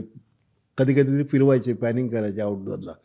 मग इनडोअरला कसं आम्ही लेन्सच्या इकडे बघायचो कुठलं ग्लेअर येते, मग त्याला इकडे कटर पकड, हे कर. मग आर्टिस्टनं सांगायचं तुम्ही काय ॲक्शन करणार, काय बोलणार, कसं काय. मग हात केला तर असा केवढा लांब जाईल. मग आम्ही थोडा असा कर, कारण नाही तर फ्रेमच्या बाहेर जाईल. हे घेतल्यानंतर म्हणजे त्या स्टीलला जे स्टोरीप्रमाणे आम्ही घ्यायचो, तर त्याच्याकरता मला ते इनडोअर आवडतं आणि तुमची प्रोडक्शन व्हॅल्यू पण त्याच्यातच कळते. येस. हेमा मालिनी की परवीन बवी? ऑलवेज हेमा मालिनी. अच्छा, एखादी आठवण? हो, हो. नाही म्हणजे आठवण म्हणजे एक रामकमल मुखर्जी म्हणून होता, त्यांनी तिचं पुस्तक लिहिलं. काय इंडियन दिवा का काय असं हे होतं. हां, त्याला बरेचसे सगळेच फोटो आम्ही दिले होते. हां. तर मग त्यांनी मला ओपनिंगला बोलवलं. क्रॉसवर्ड्स तिकडे ह्याला झालं होतं, ताडदेवला. आम्ही गेलो सगळे तिकडे आणि तेव्हा हेमा मालिनी थोडी लेट आली. 11, 11:30 वाजता आली रात्री. मग त्यांनी तिला ओळख करून दिली. "हाय, आपको मिलाता हूँ." आणि मी गेलो, भेटलो तिला. मग त्याने सांगितलं की हेमाजी ये है कामत फोटो फ्लॅश. ती पहिलं वाक्य काय म्हणाली, "तभी मैं बोलूँ तेरे को इतने फोटो मिलेंगे कहाँ से?" हे यही आहे. मग मी तिला परत सांगितलं की तुमचं पहिलं पिक्चर पण आम्हीच केलं, सपनों का सौदागर. आनंद स्वामीचं. हां, अच्छा. असं. म्हणजे ह्या एक आठवणी आहेत ना. आणि तुम्ही म्हणजे मी बघितलं तर बहुतेक 90% सगळ्यांचे पहिले पिक्चर आम्ही केलेत. वाह! म्हणजे बरंचसं. जसं आता ह्या सेंटेनरी झाली ना थिएटरला तिकडे ह्याला राज कपूरची. हां. ते बरेचसे आलेले, सगळे भेटायचे. मग रेखा पण होती. तर रेखा होते, मग तिच्याभोवती सगळे ते गार्ड्स उभे राहिले. तर मी नेहाला सांगायचं, "जा ना, बोल तिच्याकडे, सांग तिला कामात सोडवलं." "नाही, नाही, कसं जाऊ, तेवढे आहेत." आणि ते सगळ्या बाकीच्या ती आलिया भट वगैरे ते असे गप्पा मारत होते. म्हटलं त्याला काय जायचं आणि फक्त सांगायचं तिला. हो नाही, हो नाही करता शेवटी ती निघाली तर मी धावत मागे गेलो आणि ती लिफ्टकडे गेली होती. हां. तर म्हटलं, "रेखाजी," म्हटलं, "हाँ, मैं कामत फोटो फ्लैश का, तो फोटो फ्लैश से, तो आपकी पहिली पिक्चर मैंने की है सावन भादो." हो, मोहन सैगलचं. हां. ती एवढी जोरात ओरडली, "आलिया इधर आ, ये देख मेरी पहिली पिक्चर करने वाले कामत फोटो फ्लॅश की कामत इधर आहे." या. म्हणजे त्यांना पण ते एक अप्रूप हां. की हा आला. म्हणजे अशा सगळ्यांचे म्हणजे आम्ही आठवणी म्हणजे नावच भरपूर आहे. म्हणजे म्हटलं नाम ही काफी आहे. आम्ही का तसं आहे. मनीषा कोइराला की करिश्मा कपूर? करिश्मा कपूर म्हणजे तिचं एक अल्लडपण आहे तिच्यात अजूनही. आणि मेन म्हणजे ॲक्टिंग म्हणजे काय ते तिने चांगलं दाखवलं. म्हणजे त्या वयाला ॲप्रोप्रिएट. आणि मेन म्हणजे माझ्या बायकोची फेव्हरेट आहे. कारण तिने काम सोडल्यानंतर म्हणाली, "अरे ती आणि पूजा भट्ट हां. या दोघींनी काम सोडलं म्हणजे ते बघण्यासारखं होतं. त्यांचे काही जेल व्हायचे त्या स्टोरीमध्ये वगैरे." घरचा डाबा की सेटवरचं जेवण? घरचा डबा. अच्छा. हां, मी बऱ्याचदा जमलं तर घेऊन जातो. हां. नाहीतर सेटवरती असेल तर फक्त डाळ भात आणि दही किंवा बाकी काही खाऊ शकत नाही. कारण त्यांचं मी बायकोला तेच म्हणतो ना, आपण एवढं जेवण करतो घरी, तर ते आपल्याला एके वेळेला पुरतं हां. म्हटलं. आणि हॉटेलमध्ये पण एक प्लेट मागवतो आपण 3 जणं खातो. हां. तर हो म्हणाले, "तसंच आहे."